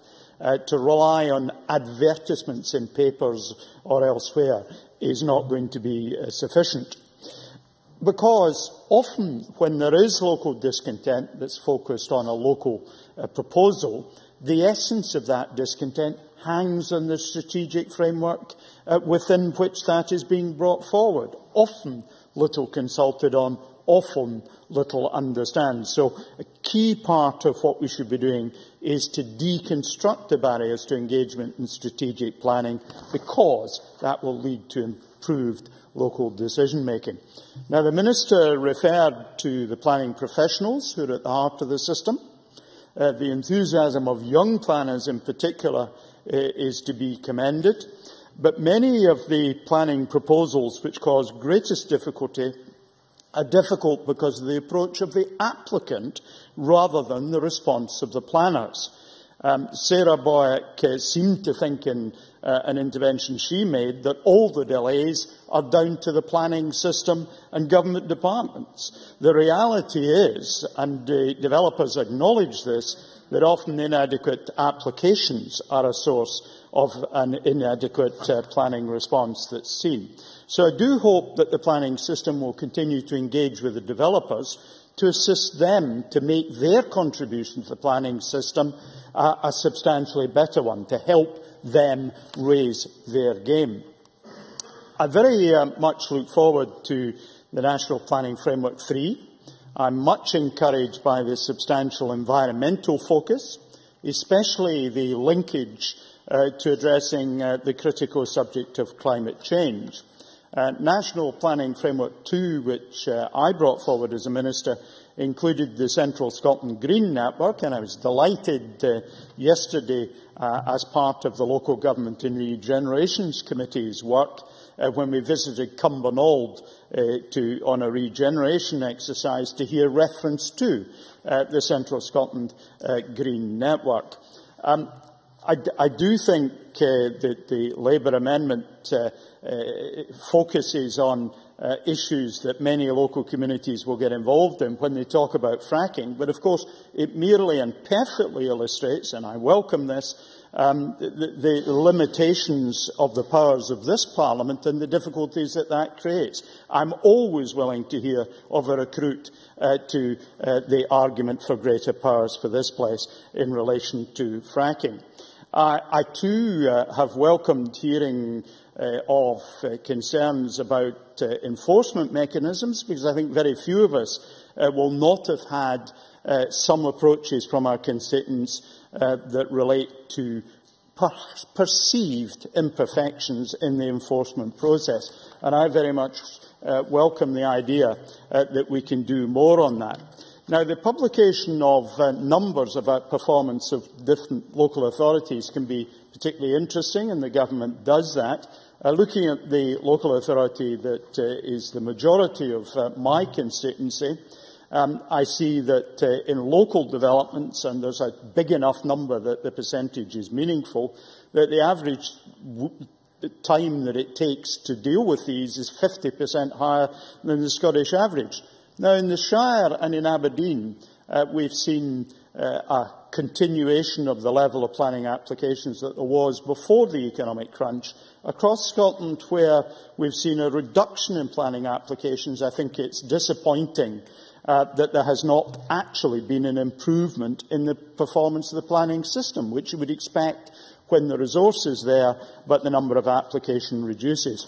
So I do hope that councils are not using this as an opportunity to deprioritise planning in their priorities, because it remains a vital spring for sustainable economic growth and matters often in very small degree to householders who want to make changes that don't fall within permitted development rights, as well as to big local and international developers. I'm delighted to hear in the Minister's contribution the substantial progress that is being made. I'm delighted that, however, the challenge that remains is being engaged with. I have a family connection to some of this when my great-uncle Alexander Stevenson chaired the first Scottish meeting of the Royal Town Planning Institute in the late 1920s, and I'm delighted to continue to have some involvement in this issue. And we'll draw you the Minister to referred to pace and pragmatism. I think that should be the watchwords for this issue. I look forward to supporting the Government's motion at decision time. Presiding Officer. Many thanks. I now call on Siobhan McMahon to be followed by Mark MacDonald. Thank you, Presiding Officer. I welcome the Scottish Government's decision to revise and update the current planning policy. Doing so, in line with development of the National Planning Framework, will, I hope, guarantee a degree of coherence between Scotland's planning objectives and the manner in which those objectives are delivered. The provision of a transparent and effective national planning policy is essential if Scotland is to make the most of its economic potential. However, we must ensure that any such policy safeguards the right of local communities. As an MSP for Central Scotland, I have had recent experience of the way in which Scottish planning policy is being applied. Unfortunately, this experience has been largely negative. Of particular concern is the pre-eminence afforded to Scotland's renewable energy commitments, with particular regard to the development of wind farms and energy from waste plants. Over the past year, I have dealt with a number of residents of Fortizat in North Lanarkshire who are frustrated at what they perceive to be a lack of responsiveness to their concerns about the extent of wind farm development. Blacklaw Wind Farm, operated by Scottish Power Renewables, is the largest development in the area, numbering 52 turbines. Consent has already been received for a Phase 1 extension, and an application for Phase 2 extension is being considered. Taken in conjunction with a separate development proposal by Infinis for a further 8 turbines at nearby Damside, this means that an area that just 10 years ago contained no turbines could soon have in excess of 90. And should the Damside wind farm progress as planned, turbines will be situated within 1.3 kilometres of the village of Allington and within 1.5 kilometres of the village of Staine, an apparent contravention of the proximity principle. The concerns of local residents are therefore understandable. The reason for the exponential rate of development is that the area has been identified by North Lanarkshire Council as a suitable location for wind farms. According to the letter I received from Scottish Power Renewables, this encourages onshore wind developers to focus their activity in this area in order to protect more sensitive locations. What this means in practice is that after an initial wind farm proposal has gained approval and implemented the necessary infrastructure, the area immediately becomes attractive to and is targeted by other developers. As a consequence, there are now a further 10 applications for wind farms in the vicinity of Blacklaw. The current Scottish planning policy does not appear to have a robust mechanism for containing this. It merely states that, when considering cumulative impact, planning authorities should take account of existing wind farms, those which have permission and valid applications for wind farms which have not been determined. To me, this does not constitute a sufficient safeguard against selected areas becoming inundated with proposals. The Government has set a target of generating more than 50% of electricity from renewable sources by 2020. Wind farms, both on and offshore, along with energy from waste facilities, are cited as 2 viable sources of renewable energy. Although I welcome any target that will make energy production more sustainable in the long term, I am concerned that the existence of these targets encourages a predisposition in planning authorities to look favourably upon renewable energy applications and to give less regard to their merits and to the wishes of local communities than is perhaps appropriate. Fellow members will no doubt have seen the story in today's Daily Telegraph revealing that ministers have received 9,868 protests about wind developments over 50 megawatts in the past 5 years. Despite this, they have approved approximately 80% of the applications on which they have so far ruled.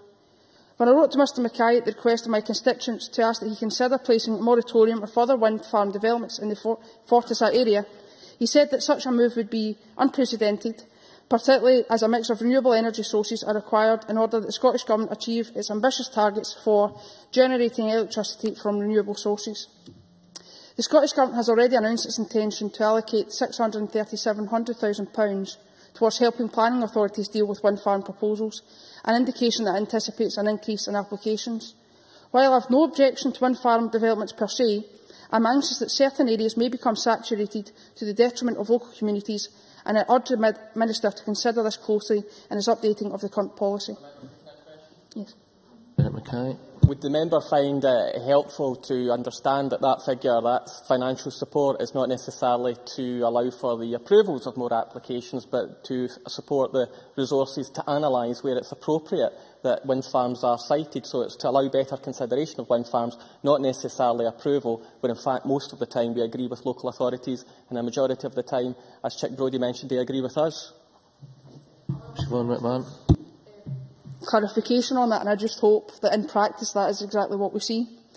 The Scottish Government's renewable energy commitments are also having a tangible impact upon applications from energy from waste facilities.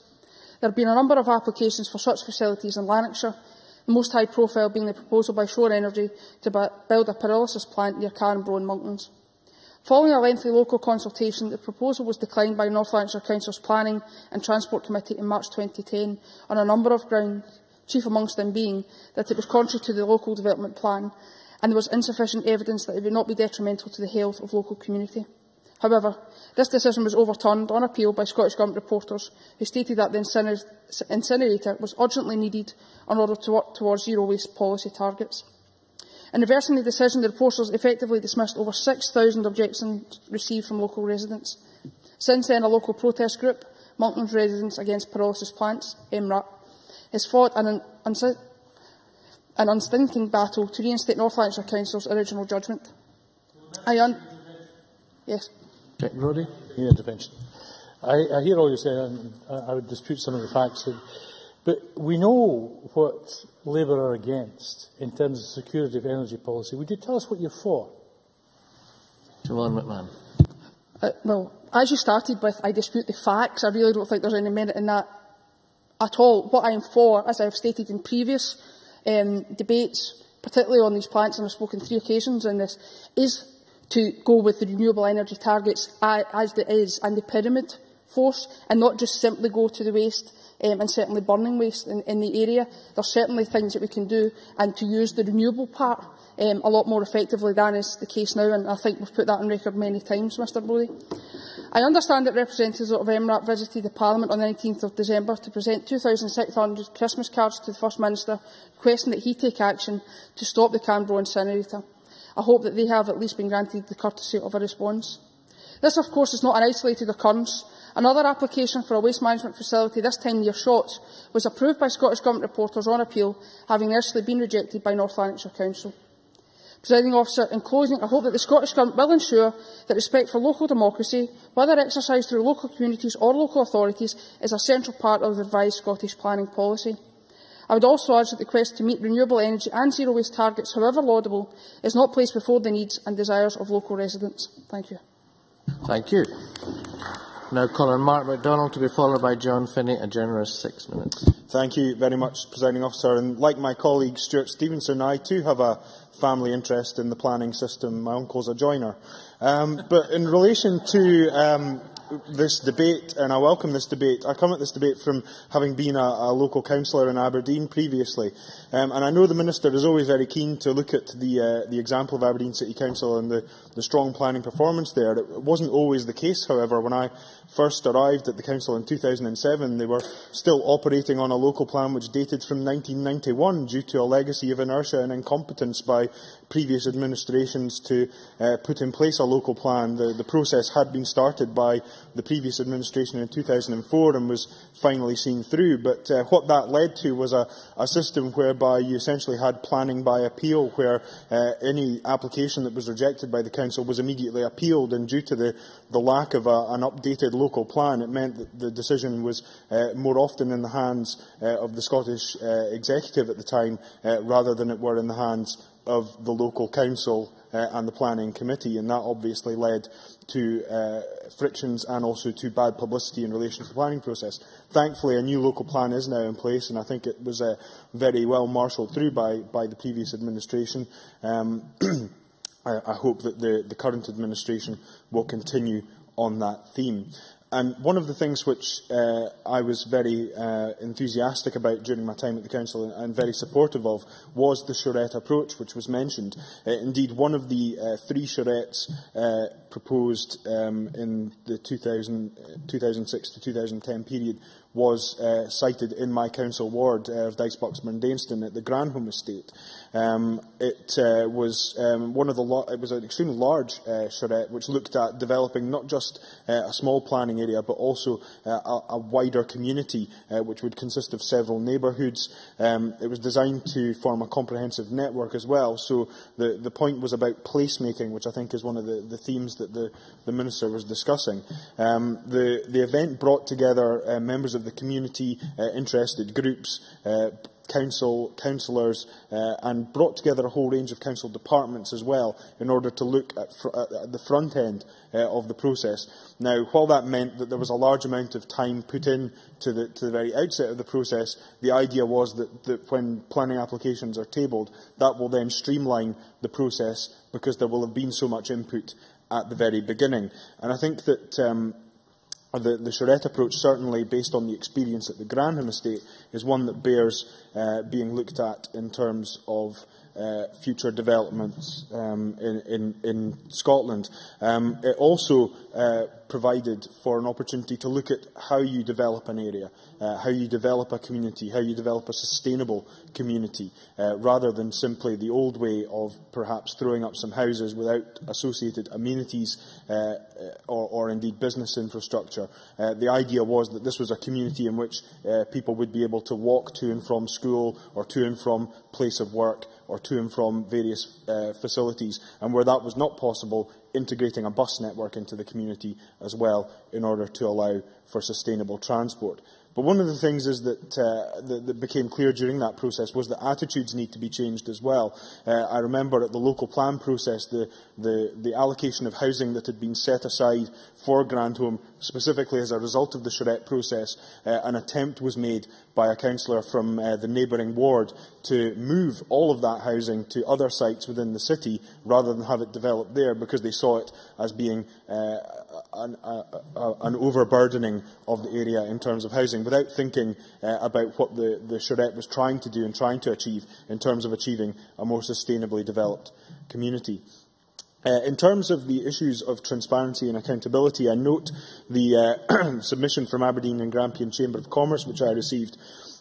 They make an interesting point, which is that they believe one of the things which could lead to greater transparency in the decision-making process is that there perhaps should be a written statement of reason produced where committees go against the expressed recommendation of the planners. And I think that might help, certainly for developers and also for communities, in understanding why an application was either approved or rejected against the recommendation of the planners. I think that when we talk about the training needs, and I note the Royal Town Planning Institute have welcomed the extra funding for heads of planning, but they've spoken about looking at creating a knowledge portal to involve all players in the planning process. I think, as well as training for perhaps planning officials, there absolutely has to be training for elected members in relation to their responsibilities in relation to planning. I remember one of my early experiences becoming elected as a councillor was a councillor contacting me and wanting to discuss a planning application that was coming up. Now, as we all know, or we should all know, councillors are forbidden from A, discussing, or B, declaring their position on a planning application in advance of it taking place. But there's certainly anecdotal evidence that will tell you that some councillors do tell constituents what their intentions are in voting on a planning application before it comes before the committee. And that puts not just the individual elected member at risk, but also that planning application and the integrity of the planning system at risk. So we absolutely have to ensure that councillors are also included in any training that is brought forward. And finally, if I can just turn to the fee issue, I welcome the comments regarding the changes that are going to be brought in terms of fees. I think it has been an issue for some time, looking at the disparity that has existed between the fees that are levied south of the border, particularly in relation to large applications where we are talking about significant interests who do have the money available to pay a higher fee. I think that we have run in the past in a situation where we do have a disparity compared to the system which operates in other parts of these islands. So I welcome the Minister's comments in relation to that, and I look forward to seeing the detailed proposals that will come forward. But I do think this is a relevant debate to be having, and I hope that the comments that are being brought forward in the debate will shape any proposals that are brought forward by the Government. Thank you very much. And there is a bit of time in hand at the moment for interventions, if members wish to take them. John Finney, to be followed by Willie Coffey. Thank you, Presiding Officer. Across the Chamber, Presiding Officer, everyone has agreed that planning is a very important matter, and I think the question we all need to pose ourselves is whose interests are served by this policy. The Scottish planning policy in 2010 consolidated a series of, and I quote here, topic-specific policy statements into a single, more concise statement with cross-cutting policies on sustainable economic growth, community engagement and sustainable development. And I'd like to comment on two of these, if I may, throughout my speech, and that's primarily housing and rural development. Another reference is to high-quality sustainable places, and I would pose the question, what is required to sustain such places? Now, the Minister repeatedly used the term sustainable economic growth, and to my mind that should not be the blind pursuit of profit, because as with all other things in life, enough is as good as a feast with profit, and I think it's greed that's led us to the situation that's seen a reduction in vital public services. So what I would like to ask the Minister to take cognizance of is rurality and super-sparsity and the challenges that places, some of which have been alluded to already. Sustaining landscape and a natural heritage, that's another matter that's referred to. Now, that needs people, and people need homes. And whose interests have been served by council policies and planning parks policies? And whose interests have been served if these areas of landscape are the only homes are second homes? So I think there needs to be a linkage across the planning process, and that linkage, I would suggest, needs to be with continuing land reform, which I know is coming up. Many people in the Highlands have welcomed the broadband and the rail network, but they contrast that with the difficulties that are still faced getting any broadband connection. Now, I know there's a lot going on, but again, a significant element that would link into planning processes is an improvement with that. Another phrase that's used, and it has been used by other contributors, is the need to emphasise placemaking. Well, the Highlands and Islands is full of places. There's no making required. But what would emphasise the worth of these places would be that that public policies, and I absolutely accept the need for central planning, recognise the worth of rural communities. By way of example, 60 houses built any distance from here would be welcome, of course, but it would not be a significant statistically. 6 houses in a village or township in the Highlands and Islands would emphasise placemaking and sustain the local community, help retain the local school, the post office, the pub, the bus service, all vital to sustaining communities and sustaining a rural economy. I'm a former member of a planning committee, and I have seen, as Mark Griffiths alluded to, communities galvanised both in support and in opposition to major local developments. Can I suggest some caution about the term planning gain? I think that tax-avoiding multinational supermarkets who put bowls of fruit into the local primary school are not perhaps being as benevolent as they would want the local papers to believe. I'll certainly take an intervention. Mark MacDonald. I appreciate the point the member makes in relation to planning gain, but would he also accept that, for example, where a developer is seeking to put large amounts of housing into an area, there ought to be some mechanism by which they can contribute to the required infrastructure, be that educational or otherwise, which will be needed to cope with that additional housing? John Finney. Absolutely. I'm not suggesting for one second that developers don't pay their way. Many members have alluded to the role they have with professional lobbyists and the like there, and we just need some caution connected with that. With regard to housing, I welcome the recent additional monies that's been allocated to houses. Policies are about people, and there's 11,000 on Highland Council's waiting list alone. So we must ask if our planning and other policies serve them, or indeed occasionally the predatory developer with the PR professionals I've just alluded to. Now, there's plans for a new town outside Inverness, Greater Suburbia, And what I would suggest we need rather than that is vibrant communities across the Highlands and Islands, sustained by national planning policies, housing, employment, and I welcome the recent fishing apprenticeship announcement, for instance, which is a potential to have significant effect in some of our areas. Rural schools, the retention of rural schools is another aspect that can be picked up if our planning policies are right. I'll take an intervention now. You may recall, as I do, that in 2011 a big election issue in Argyll and Bute was the Council's then proposal to close 30% of their primary schools. Those are in the type of area that you've described just earlier in your speech. Do you agree with me that that was a failure really of planning policy rather than education policy? John Finney.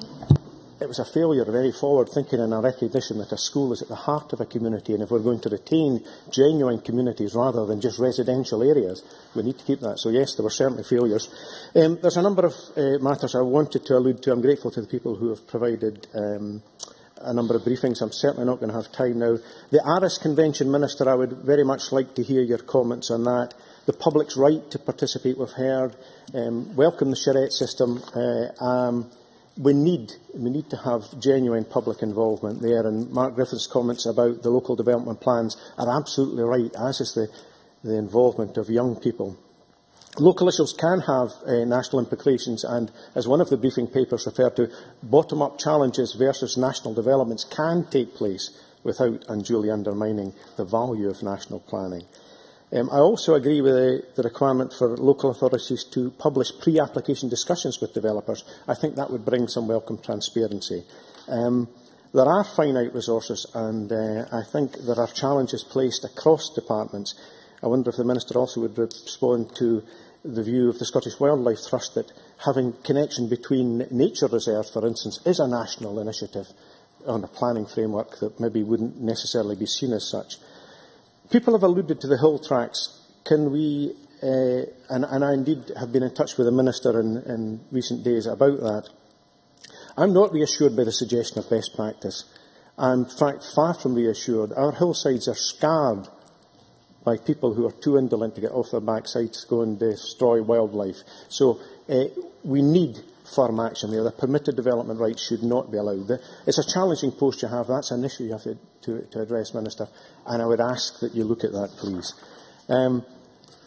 If I have one final message, it is to recognise the challenges of rurality for all our services, and anything you can do to recognise that would be appreciated. Thank you.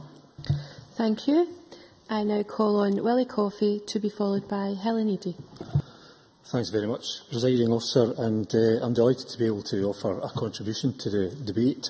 I too, like many other members, served on my local council for the best part of 20 years, and I wish I had £1 for every comment I heard along the lines of who on earth thought that was a good idea. Our dearly beloved planners have for many years borne the brunt of public indignation and been blamed for a variety of carbuncle awards heaped on our unsuspecting and defenceless towns. The drive for modernism in the 1960s saw many of our historic town centres demolished, only to be replaced by units and shopping malls, characterless and indistinguishable from one town to another. If that was progress, said some, then let's stay where we are, said many, but nobody listened. Of course, it was unfair to blame everything entirely on the planners, and perhaps also on the planning system too. Scotland was ready for this type of modernism, new designs, new materials, and a break from the stuffy historic past where you got drunk every time you went out shopping on a Saturday. We wanted... Yes, of course. John Finney. Thank you. I'm grateful for the member taking intervention. It's the use of the word materials. Would the member acknowledge that across Scotland there are schools which have a 70s extension built onto a Victorian block? The Victorian building is in pristine condition, and the 70s is falling down, and that is because of the lack of proper materials that were used. Absolutely recognise that, and a lesson to be learned there, I think, in planning design. We all seem to want American-style shopping malls, indoor spaces, lots of glass, metal and plastic everywhere, out with the old grey granite and stone high streets. Did local people get what they wanted? To some degree, probably they did, but the price was very high indeed, and I think we're still paying it today. I recall, Presiding Officer, in the 1990s as a councillor trying to save the original railway station house, Stonehouse building in Kilmarnock, the oldest in Scotland, I believe, at the time. The thinking then was that the building served no useful purpose and was better being replaced by an imitation red sandstone wall, which was duly carried out, and a photograph to remind us of our heritage would have to do. Hopefully, we've come a long way from those heady days. So it was with great interest that I've been following the current developments and announcements by the Scottish Government, not only as a current MSP and former councillor, but as someone who values the character that is still left in our towns and wants to see it enhanced, not further diminished by the planning system, the planners, or even the town councillors. A tall order, but a worthy one I think we should pursue.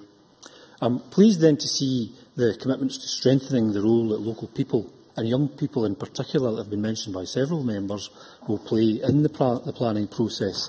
This charrette approach of having interactive design workshops, allowing local people to shape their own communities, must surely be a welcome approach to local planning, which I think for many can be too technical and too remote to engage the ordinary person on a meaningful basis, and I think Mark mentioned that earlier in his own speech.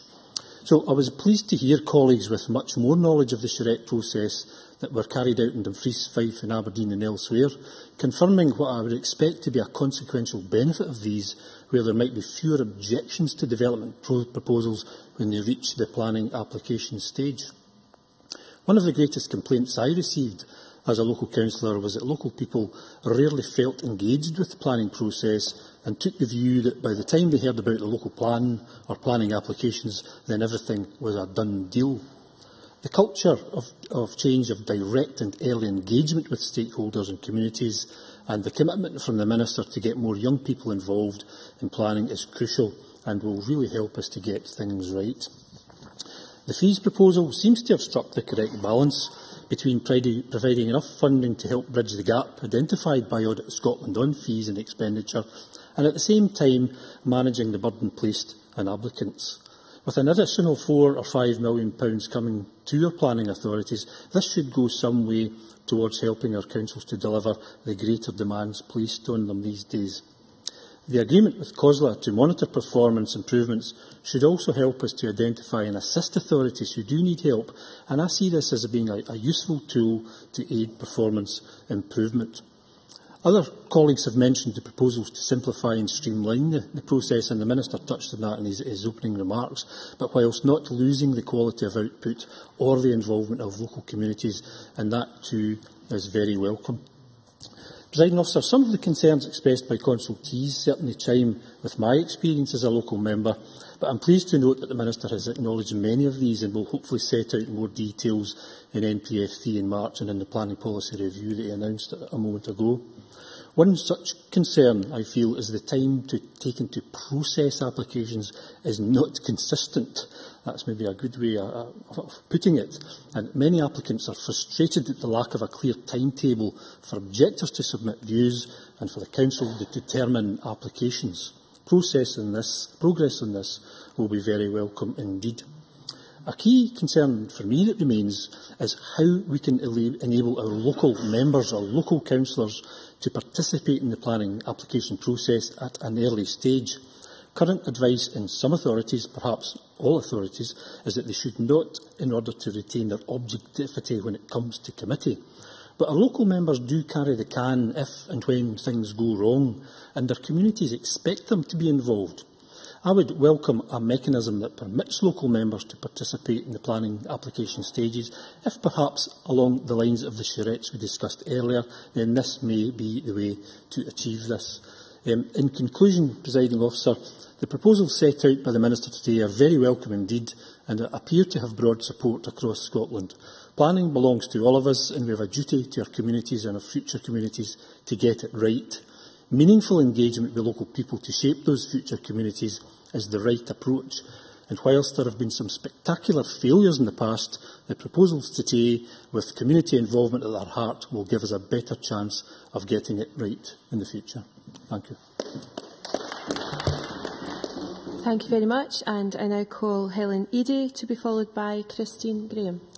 Thank you very much, Presiding Officer, and I am grateful to the Royal Town Planning Institute Scotland and others who have sent us briefings for this debate today. And I bring with me to the debate experience of 13 years as the Senior Vice Chair on the Economic and Development Planning Committee of Fife Council, where I was also the spokesperson on transportation. I spearheaded a number of initiatives that set good models of practice for sustainability within a sound financial framework. For example, ensuring the establishment of the Inverkeithing to Edinburgh Airport bus link, the park and ride at the north end of the Ferrytoll park and ride, the establishment of the Rosyth to Zeebrugge ferry, and these are real examples of sound planning and sustainability, making a difference for real people and communities. I am sure our forefathers would be in awe if they could see how planning professionals have developed and supported our communities by their professionalism in planning. And to refer to the community gain that was mentioned earlier, I'm sure that that's something that used appropriately, it is a good way forward, and I have supported that many a times. I support the amendment in the name of Sarah Boyack. I know that the issue of fees and how to finance the planning system is very challenging for any local authority. As a politician who has had to engage in budget talks within a local authority, I know how controversial this can be.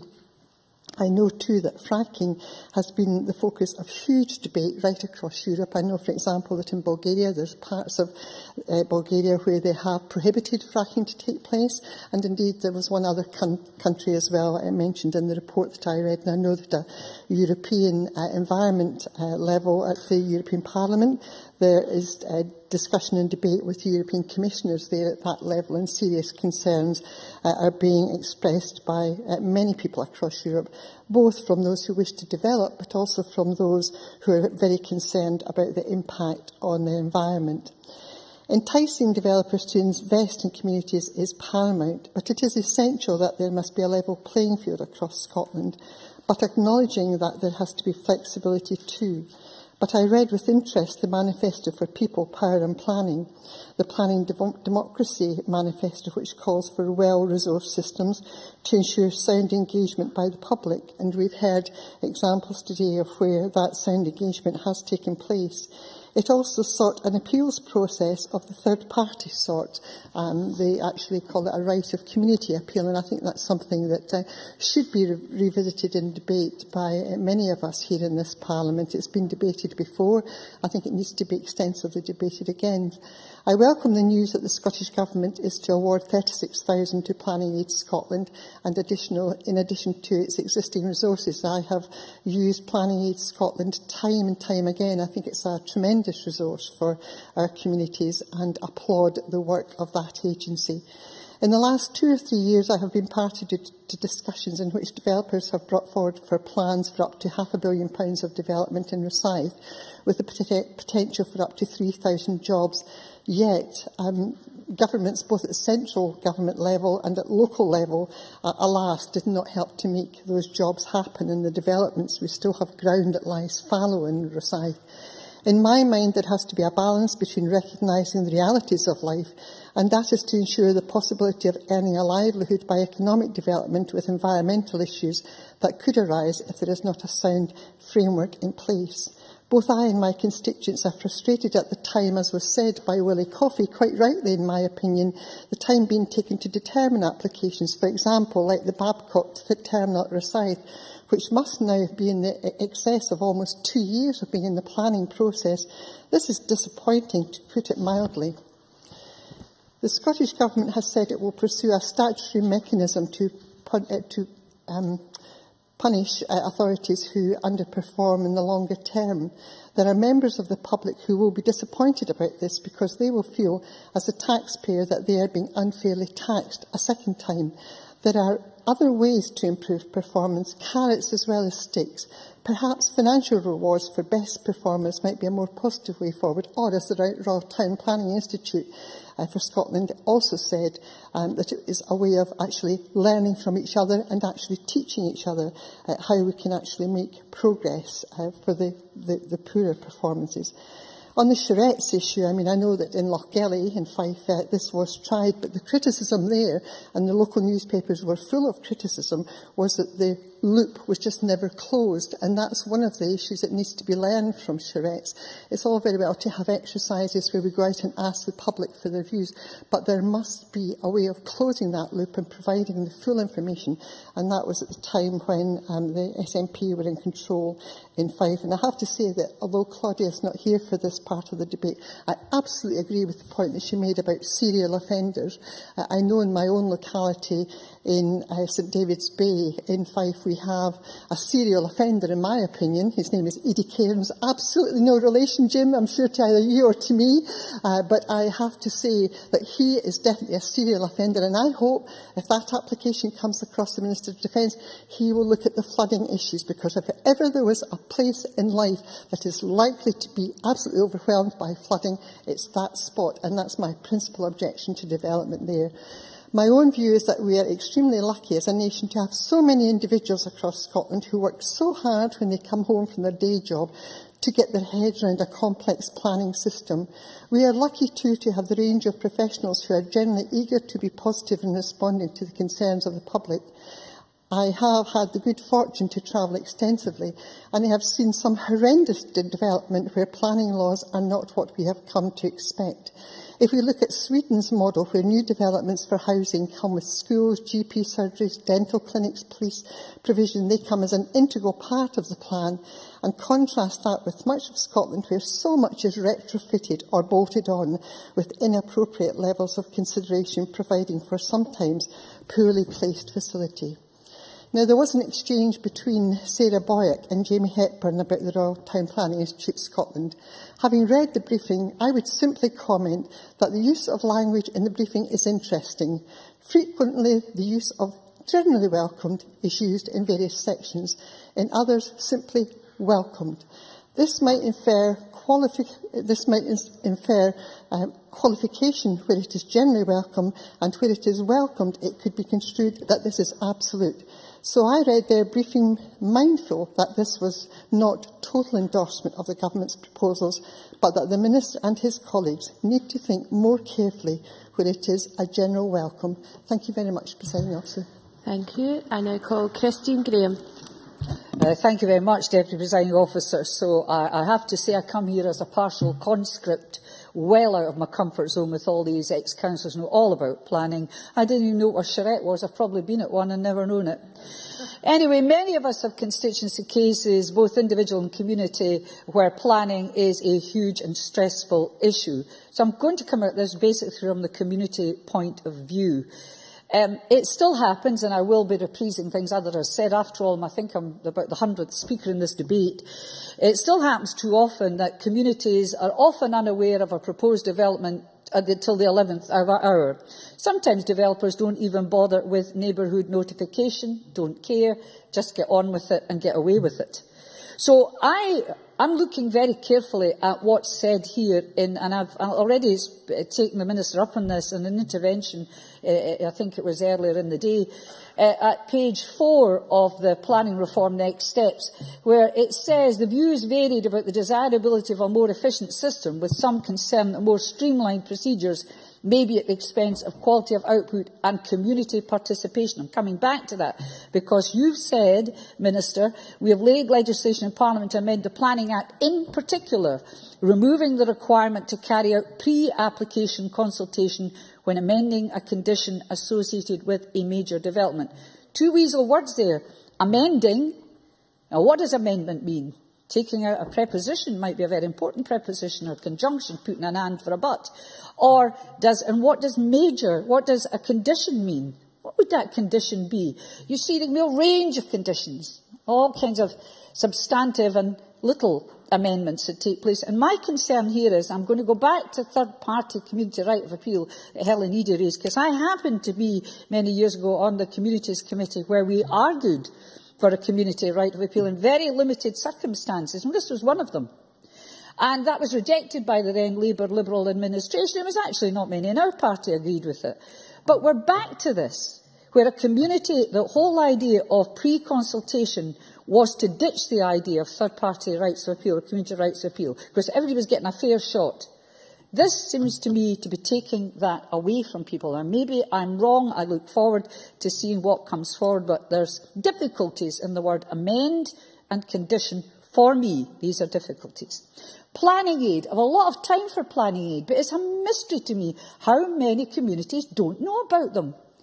Now, I know Helen Eady said she's often used them, so have I, but I've had to tell active groups who've been working for a long time, very professional people who've never heard of them. I'm not blaming planning aid. I don't know how we get the message through that there are professional planners there to help these communities.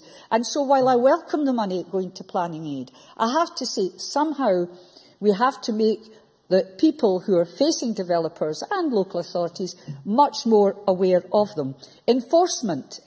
Margaret Mitchell, a lot of time for that. A lot of people don't believe it's going to happen.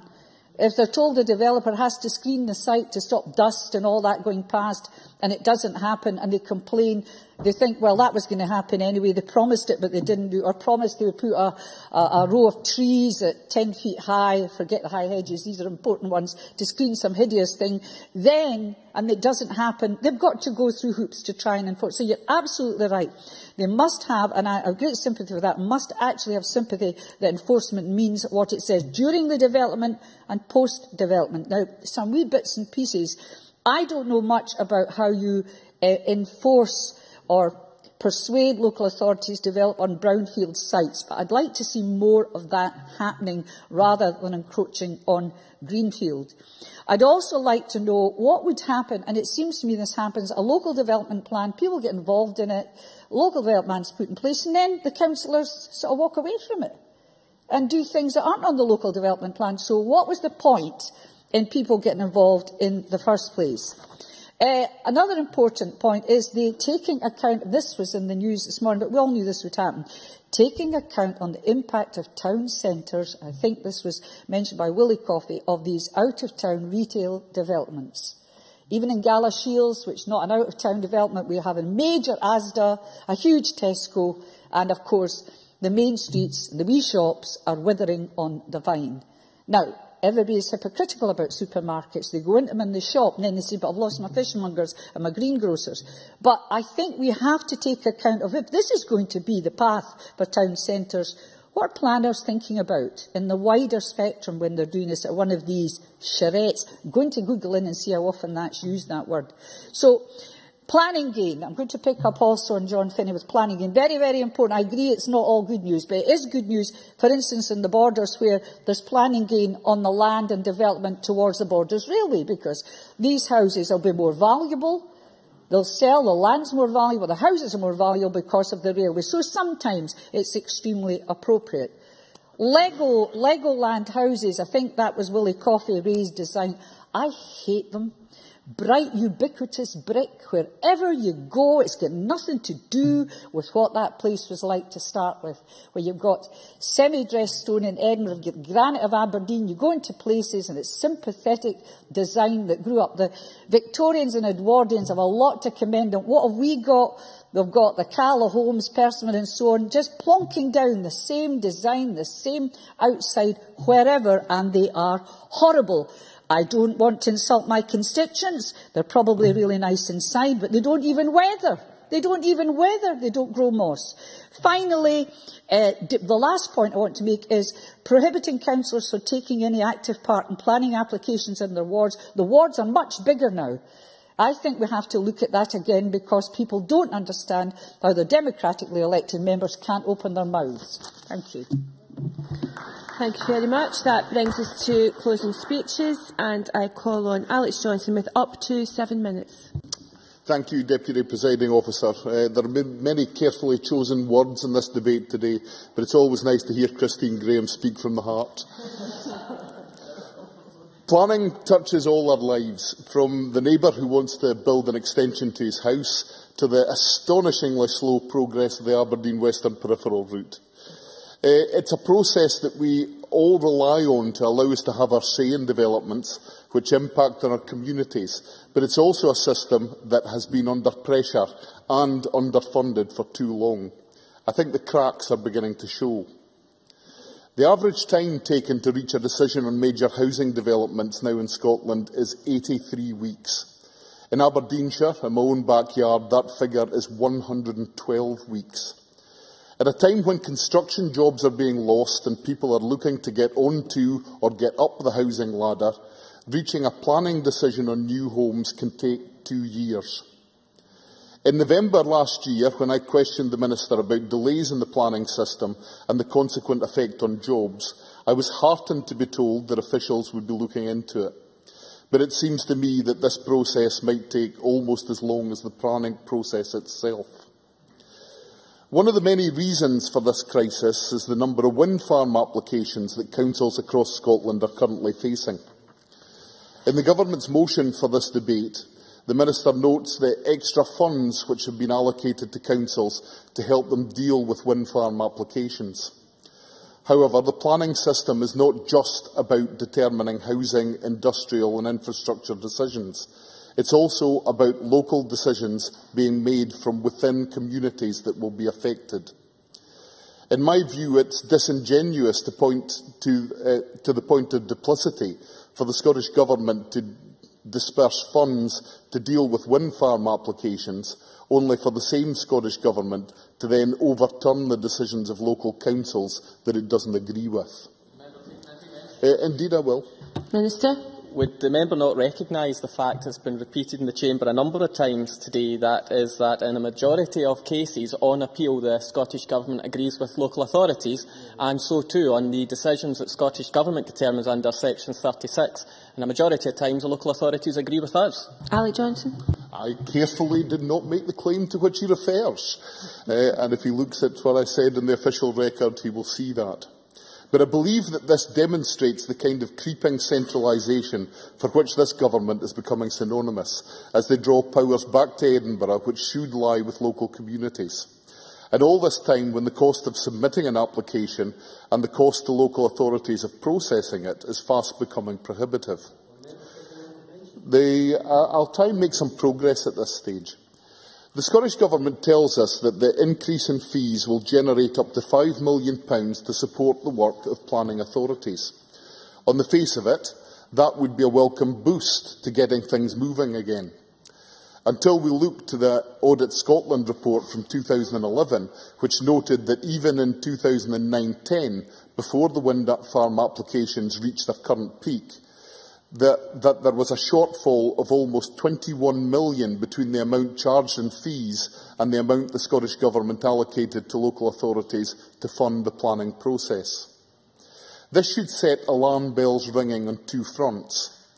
The first is this surely demonstrates that the major contributory factor in the poor performance of the planning system is that it is chronically underfunded, and that even a 20% increase in the fees would be little more than papering over the cracks. The second is that if it actually costs so much more to administer than the funding allows, then the extra money must be coming from other local authority budgets. The question that must therefore be asked: are frontline services under greater threat because scant resources used to keep them going are being used to top up a system that is operating so slowly that it's threatening house construction levels and other important developments? So how long can we expect to wait for progress to be made? Well, we can expect the draft Scottish planning policy to be produced in the early part of this year, but that will simply lead to a consultation phase. We will have to wait until the end of the year before we have the proposed national planning framework. Until then, the system will continue to grind on slowly, to the frustration of those obliged to engage with it, from the householder who wants to convert their loft, providing much-needed work for local tradesmen in the process, to the large companies who want to bring also much-needed new homes to the marketplace, with all the employment and training opportunities that these developments will bring. The Scottish Government, in my view, must realise that this is not the time for paucity of ambition. It must take stock of the situation and act more decisively. We do not have time for the kind of jam tomorrow approach which has been the stock in trade of this government. Let me move on briefly to talk about the Labour amendment. I believe that Labour highlights an important issue during the course of this debate. Hydraulic fracturing is something which will be an issue to be discussed in Scotland in future. I believe that coal bed methane extraction may more likely, however, be the issue that we find ourselves dealing with in the Scottish context. Nevertheless, during its discussion in this debate, a number of members from the government's backbenches have pointed out that policy decisions in this energy area lie with the Westminster Government. Well, we've heard that many times before, and it is inevitable that the planning system will become tied up by such proposals when they come along. If we look at what happened in the distant past in relation to wind farm developments, many of us in this chamber, including the governing party of today while in opposition, called for strategic guidance to be given in order to determine where wind farms should be sited in the future. I believe it's important that we acknowledge that part of the Labour Party's amendment today and ask the Minister to take seriously the requirements that will be placed on any future government to give appropriate planning guidance in relation to novel gas extraction techniques. Mr Johnson, you must conclude. I therefore close by offering my support to the amendment in the name of my colleague Margaret Mitchell. Thank you very much. I now call on Sarah Boyack with up to 9 minutes. Thank you very much, Deputy Presiding Officer. I think this has been a good debate, and I think the fact that we've been able to discuss a whole range of issues in terms of planning will hopefully add some light for people who are watching this debate, who have a strong interest in the planning process, to see that we've actually been trying to get more clarity in terms of where the Scottish Government is going. We deliberately didn't put in a delete all and insert amendment because we actually think it's important that there is a debate, and there is an extent to which planning is cross-party. It has to be in terms of how we all operate planning, but that doesn't mean that it is an issue that there is no politics, and I think there are values that underpin the planning system where we come to it with different views. I certainly think the 2006 Act that was passed, one of the key issues in it was the whole issue that Christine Graham mentioned towards the end about giving communities greater opportunities to hear about potential developments before the developers actually signed on the dotted line. Because once a planning application is in play, then it's entirely up to the developer whether or not they want to amend it, what changes they want to make. And that can mean that everybody's boxed in. It also means that developers have gone down a certain track where potentially if a change had been made at the right at the start, it would have been less costly and would have made the development more acceptable. So that's one of the reasons why we push so strongly for it. And Christine Graham is also right to mention the issue of third-party right of appeal. In the end, we didn't go for that. One of the things we negotiated out of our ministers, though, at the time, was the issue about the right of notification, that where local authorities had departed from development plans, where they had ignored comments that had been made by people, that there would be certain conditions whereby communities would have a right to refer an application to the Scottish Government. Now, that right was inserted before 2007. It was then taken away in 2009, and I think that was a mistake because I think it took some of the power back from communities. I think that does go to the point I made at the very start, that there is dissatisfaction with the planning system, and I think looking at where it is that people find planning hard to relate to is important. I think you cannot walk away from the resources as being a challenge. Member after member has talked about resources. There is an extent to which the system could be better organised in different local authorities where resources can be applied differently. But I think the overall context of the reduction in resources that local authorities are dealing with, the numbers of people that are moving out of local government, there is an issue that is a challenge for planning because it is not a statutory system in the sense of schools in terms of how the system is actually delivered. It is very much up to the local authority to determine how their policies are delivered. I think there is a challenge, and I think you can see it not just in the delays that it takes for certain applications to be dealt with, but the lack of resource that local authorities are able to target to new issues. That's been an issue No, I want to develop this just a little bit further. I think there is a clear issue about the issue of planning fees, but that does not address the whole issue about resources and planning. One of the colleagues talked about the issue of people are not so interested in development plans. I think it might have been Mark Griffin, and that's true. And development plans are a hugely important part of the decision-making process of local authorities. So there is an issue about communication, there is an issue about how local authorities involve people in setting the framework which then leads to the process by which applications are decided. And the issue about cost is fundamental. We don't have full cost recovery from fees at the moment. It would be a huge uplift in fees if we went to that. So I understand the difficulty about making that decision. But the fact remains that at the moment, because of the resources local authorities have, it is extremely difficult for them to do the kind of radical work that the Minister aspires to them to do. And to move to a system whereby we penalise those that are struggling, I think would take us in the wrong direction. These are very difficult questions. I think it's been important to highlight them today. I hope the Minister will reflect on it. There have been issues raised across the Chamber about the problem of resources. And we can't get away from the fact that local authorities do have their hands tied. They are having to get rid of staff to make the books balance. I'll take a brief intervention on that point. McKenzie. Would you agree with me that the ongoing extension of permitted development rights by taking an awful lot of applications out of the planning system altogether effectively increases the resources available to planning departments? I think it's probably more fair to say that it takes some of the pressure off the system and it is a better deployment of those resources. I know in my own council the way that they're able to do it is all officers take the lead on certain decisions and councillors are simply not involved at all. So that's partly an issue about the deployment of resources of councillors in their time, but it's also about the amount of paper that goes around the department. So that is part of the solution, but I think we need to understand the scale of the challenge here, and simply dealing with that issue without looking at the overall funding situation is not going to deal with it. If you look at the comments from the Scottish Property Federation that colleagues haven't really referred to much in the Chamber, they talk about the huge challenge in terms of the process from buying land, the application process, the construction process, and then you end up with a development that may not be occupied for a matter of years.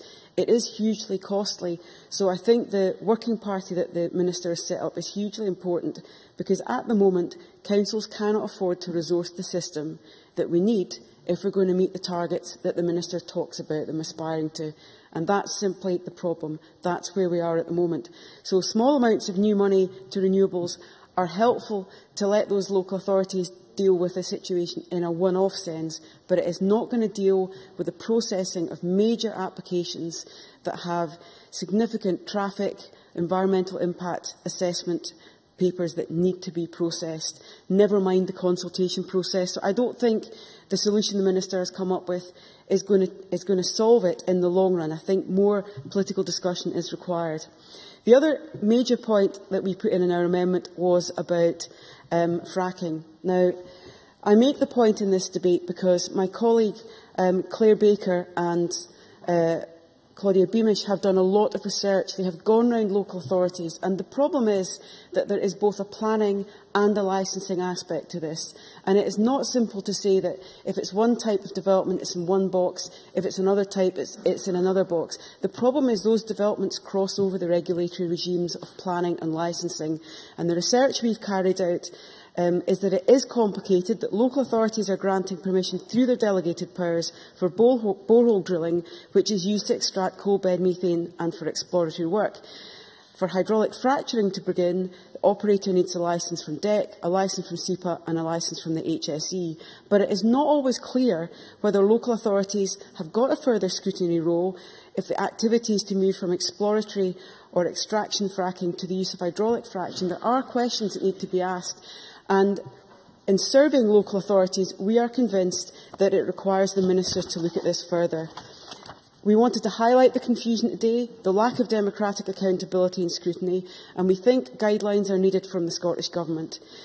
If clarity could be provided, that would help both developers and it would help communities, but crucially it would enable local authorities to deploy the resources more effectively. There is an issue about new types of development. We spent quite a lot of time in the Chamber today talking about renewables. We would dispute the comment that came from Margaret Mitchell that wind development was a regressive form of development.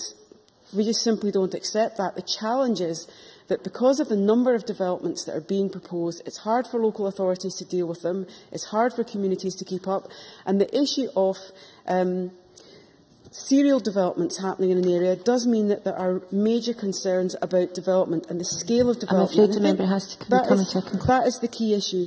Our amendment is a constructive amendment. It's meant to add to the debate today. I think this has been a good debate around the Chamber. I hope the Minister will listen to the comments from across the Chamber. It was interesting. It's more than a cross-party debate because you've got people with experience of being planners and councillors who understand how the system actually works. And in reforming the system, the Minister has to be mindful of that. It's not acceptable just to make a statement that something will happen. You've got to monitor the impact, because in planning it's about balance and it's about checks and it's about democratic accountability, and that's got to be factored into any change. Thank you very much. And I now call on Derek Mackay to wind up the debate. Minister, you have until 5 o'clock. Thank you very much, Presiding Officer. It is customary to say that this has been a good debate. I genuinely believe that it has been a good debate and contributed immensely to the considerations in the planning system in Scotland, and I appreciate all the contributions from every single member, although Christine Graham said she was well out with her comfort zone. I'd hate to see her comfortable with the subject as she questioned the Minister in the way that she did, but all points are valid and will be taken on board. I don't think we're that far away in terms of the opposition parties, in terms of the amendment. We can support the Conservative amendment, but not support the Labour amendment. And the specific reason really around that is, as was referred to in Sarah Boyack's speech, that focusing on resourcing of local government, with that ongoing inaccuracy that Labour seem to be wedded to, that there's been a greater reduction to local government compared to other parts of the public sector, when in fact the share of spending support to local government is higher with the SNP administration. If you'll let me continue to get back onto planning as quickly as I can, then I'll come back to it. But it's that resourcing point that I knew you wouldn't be able to resist in the debate. However, I think the rest of the contribution was very helpful in terms of the planning system. In terms of resourcing of the planning system, of course, that is a matter for local authorities and which parts of different services they provide resources for. And some partners have said that the planning system is certainly a public service, and if a subsidy is necessary, then that's a good thing to assist applications to be determined in a public-spirited way. But we do believe resourcing is a factor in planning performance, which is why we reached the conclusion of a 20% increase in planning fees. John Pentland. Minister, following your intervention in my speech, it would appear that the cost neutral option for planning fees is not on your radar. Does that then mean that you think it's right that planning applications by wealthy companies should be subsidised by council tax at the expense of education, social work and other local services?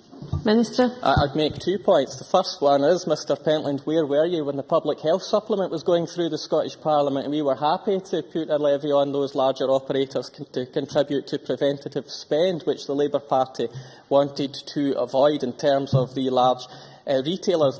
You've misinterpreted what I've said around the planning fee increase. 20% at this stage seems appropriate to invest £4 to £5 million in the planning system to assist local authorities, but we do want to head towards full cost recovery of planning applications. That is a direction of travel we support, but it has to be done in partnership with all the different partners and stakeholders to ensure that it reflects where we are in the current economic cycle, and that those paying those fees can expect a quality service. And I'm not sure that you can get that across the country at this point in time, which is why we want to tie the fees issue with performance to ensure that people get what they pay for, and a properly resourced planning system is one that we certainly aspire to. In terms of engagement with the community, that's the driving force behind the charrettes, and I think we've put a great deal of light on charrettes. A number of members have spoken about that. Sarah Boyack quite rightly raised the performance of agencies, both government agencies and partners I have had meetings with, to ensure that they are contributing to good performance across the country, and indeed they have met the targets that I've set out for them. Margaret Mitchell focused on the engagement with MPF3, very helpful, and covered some of the fracking issues that other members have raised. And although I think there's clarity around where consents and guidance is required, and of course SEPA produced guidance for some techniques later on last year, I'll give further consideration how this can play into both SPP and MPF3, although I believe that the current advice is satisfactory. I'll see what further room there is to give greater clarity on this. And I was delighted to repeat the statistics around renewables and the fact that most of the time we agree with local authorities, and in the Section 36 notifications they agree with us. I agree with Margaret Mitchell around the need for an important enforcement regime, because the planning system is only as good as the enforcement you're willing to take after those decisions have been reached. Alec Ferguson, I would have expected to focus on timescales and the commitment I gave him to look at those legacy cases. It won't take 77 weeks or 81 weeks. We've had early feedback in terms of the reasons why some of those outstanding cases have taken so long, and it's raising a number of actions that we can take that accord with the next steps reforms that I've announced today and over the course of last year. But interestingly, the Conservatives, like Labour, support a higher increase in planning fees, and I will certainly take that on board when I continue to meet with the Convention of Scottish Local Authorities on how to resource the planning system. Mr Ferguson, though, did criticise the time it's taking to take some decisions. Johnston, sorry, I do apologise, but the time to consult to get the decisions right is very important, that in making government decisions we do consult properly and consult on the draft proposals that we produce. John McAlpine raised a number of important points about our capacity for renewables and how they should be harnessed to build a Scotland with a reliable energy mix, and welcome the energy and the range of measures that we have announced, and focused that it's not simply about approvals around renewables, but they are placed in appropriate locations. And John Pentland also covered the Balancing Act and taking decisions and taking on board the views of local people, saying it's not a simplistic option of planners simply being control freaks and applicants being zealous, but the balance of all interests being taken into account, and that will certainly work through in the joined-up approach that we have deployed and as part of the Town Centre review.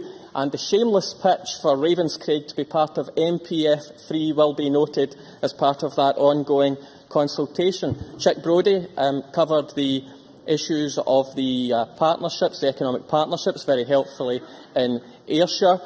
Raised the question of number of planning authorities. Of course, there are 34, there are 32 local authorities and the 2 planning authorities, and trying to get more consistency and performance across the country. But it was Mike Mackenzie who said he's been thinking about how to deliver a vibrant planning system since his first application 35 years ago. I'm not sure I was thinking about how to deliver a vibrant planning system 35 years ago, but I have spent the last year as a minister thinking about how to deliver a planning system that focuses on efficiency and placemaking in architecture and early engagement, just as Mike Mackenzie has suggested. But I think Mark Griffin very eloquently put some of the challenges around community engagement. Minister, excuse me a moment. Could we have orders for the Minister, please? Communities may not be engaged in the development plan process, but that sets the very zoning from which planning application determinations may follow. So allowing greater community engagement at that stage is absolutely very important, and covered the benefits of the charrette process, and pointing out that protests at the end of the process are more unhelpful compared to engagement earlier on, a matter picked up by other members. Jamie Hepburn reminded us of the generous settlement to local authorities and how they should assist in partnership with these new funding announcements the local authorities to make the right decisions and the right improvements around planning performance. And Anne McTaggart raised the permitted development, and to be clear about the permitted development changes, it is largely about householder changes, so wouldn't necessarily have the community impact that the member feared. In terms of Stuart Stevenson, focusing on the contribution that young planners have made was very welcome, and the comments from the RTPI and the and the kind of outcomes that can come with proper engagement, such as the Central Scotland Green Network, which he was so closely involved with, and does pose a valid question that with increased permitted development, fewer applications in the system, why is it that costs have increased? Because I do think it would be unfair to expect those paying the planning fee simply to fund the same service if it wasn't performing well, which is why we'll return to this issue in the Better Regulation Bill. Siobhan McMahon covered the issues of proximity and cumulative impact assessments, and I think the SNH guidance is very helpful in terms of renewables and focusing renewables to appropriate locations and taking cognizance of the proliferation or their appropriate location as part of ongoing guidance. And Mark MacDonald covered the frustration felt at Aberdeen City Council over some local decisions, but certainly a commendation of a very hard-working planning service. John Finney's comments around rurality and supersparsity were well received, and Willie Coffey's perspective on how we want quality, not carbuncles, was also a very helpful contribution to this planning debate. Helen Eadie, I think, a helpful contribution, but did complain that we were arguing whether the RTPI welcomed or generally welcomed the decisions by the Planning Minister and the Scottish Government. Well, I can tell you, Presiding Officer, I will take welcome or general welcome any day against the outright opposition to the planning decisions and changes in another place in England, because I think we've taken the right methodical approach in Scotland to deliver recovery and support sustainable economic growth. Thank you very much. That concludes the debate on planning reform next steps. Before we move to decision time, I have a point of order. Margaret McDougall. Thank you, Presiding Officer. On the 20th of December, in response to a question asked by Kenneth Gibson to the First Minister regarding the closure of the Marine Field Station at Millport on Cumbria, the First Minister said that the station, and I quote, is not actually used by any Scottish university at present, although the Scottish Further and Higher Education Funding Council contributes some funding to it. Following this statement, I have had several emails from numerous academics from Scottish universities that use the station, most notably Professor Harry Birkbeck, who has been working in the field of marine biology since 1972 and still volunteers there. He has pointed out that Glasgow, Edinburgh, St Andrews, Napier, Heriot-Watt and the West of Scotland universities have all made use of the station and are still doing so. In fact, 533 Scottish university students and 521 English university students used it last year. I checked the official report this morning to see if the statement had been corrected, but it hasn't. I believe the First Minister made this statement in good faith and was simply misinformed. I am now asking if the First Minister will correct the official report to reflect the fact the station is used by Scottish institutions for research and training. Thank you. These are clearly matters for the First Minister. I know that members are aware that the presiding officers are not responsible for the veracity of what is said in the chamber, and so it is not a matter for me.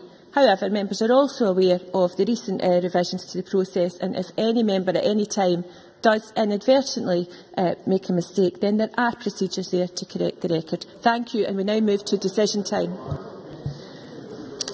The next item of business is decision time, and there are 3 questions to be put as a result of today's business. Could I have order, please? The first question is that Amendment 5358.2, in the name of Sarah Boyack, which seeks to amend motion number 5358 in the name of Derek Mackay on planning reform, next steps, be agreed to. Are we all agreed? No. The Parliament is not agreed, therefore we will move to a vote, and members should cast their votes now.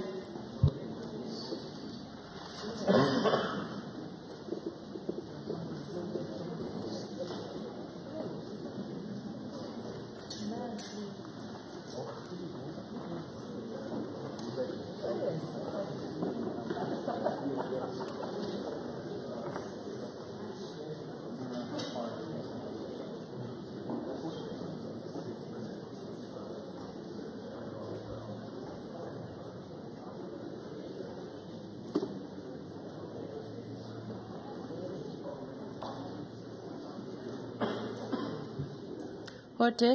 The result of the vote on amendment number 5358.2 in the name of Sarah Boyack. Yes, 52. No, 62. There were no abstentions and the amendment is therefore not agreed. The second question is that amendment 5358.1 in the name of Margaret Mitchell, which seeks to amend motion number 5358 in the name of Derek Mackay on planning reform next steps, be agreed to. Are we all agreed? Yes. The Parliament therefore is agreed.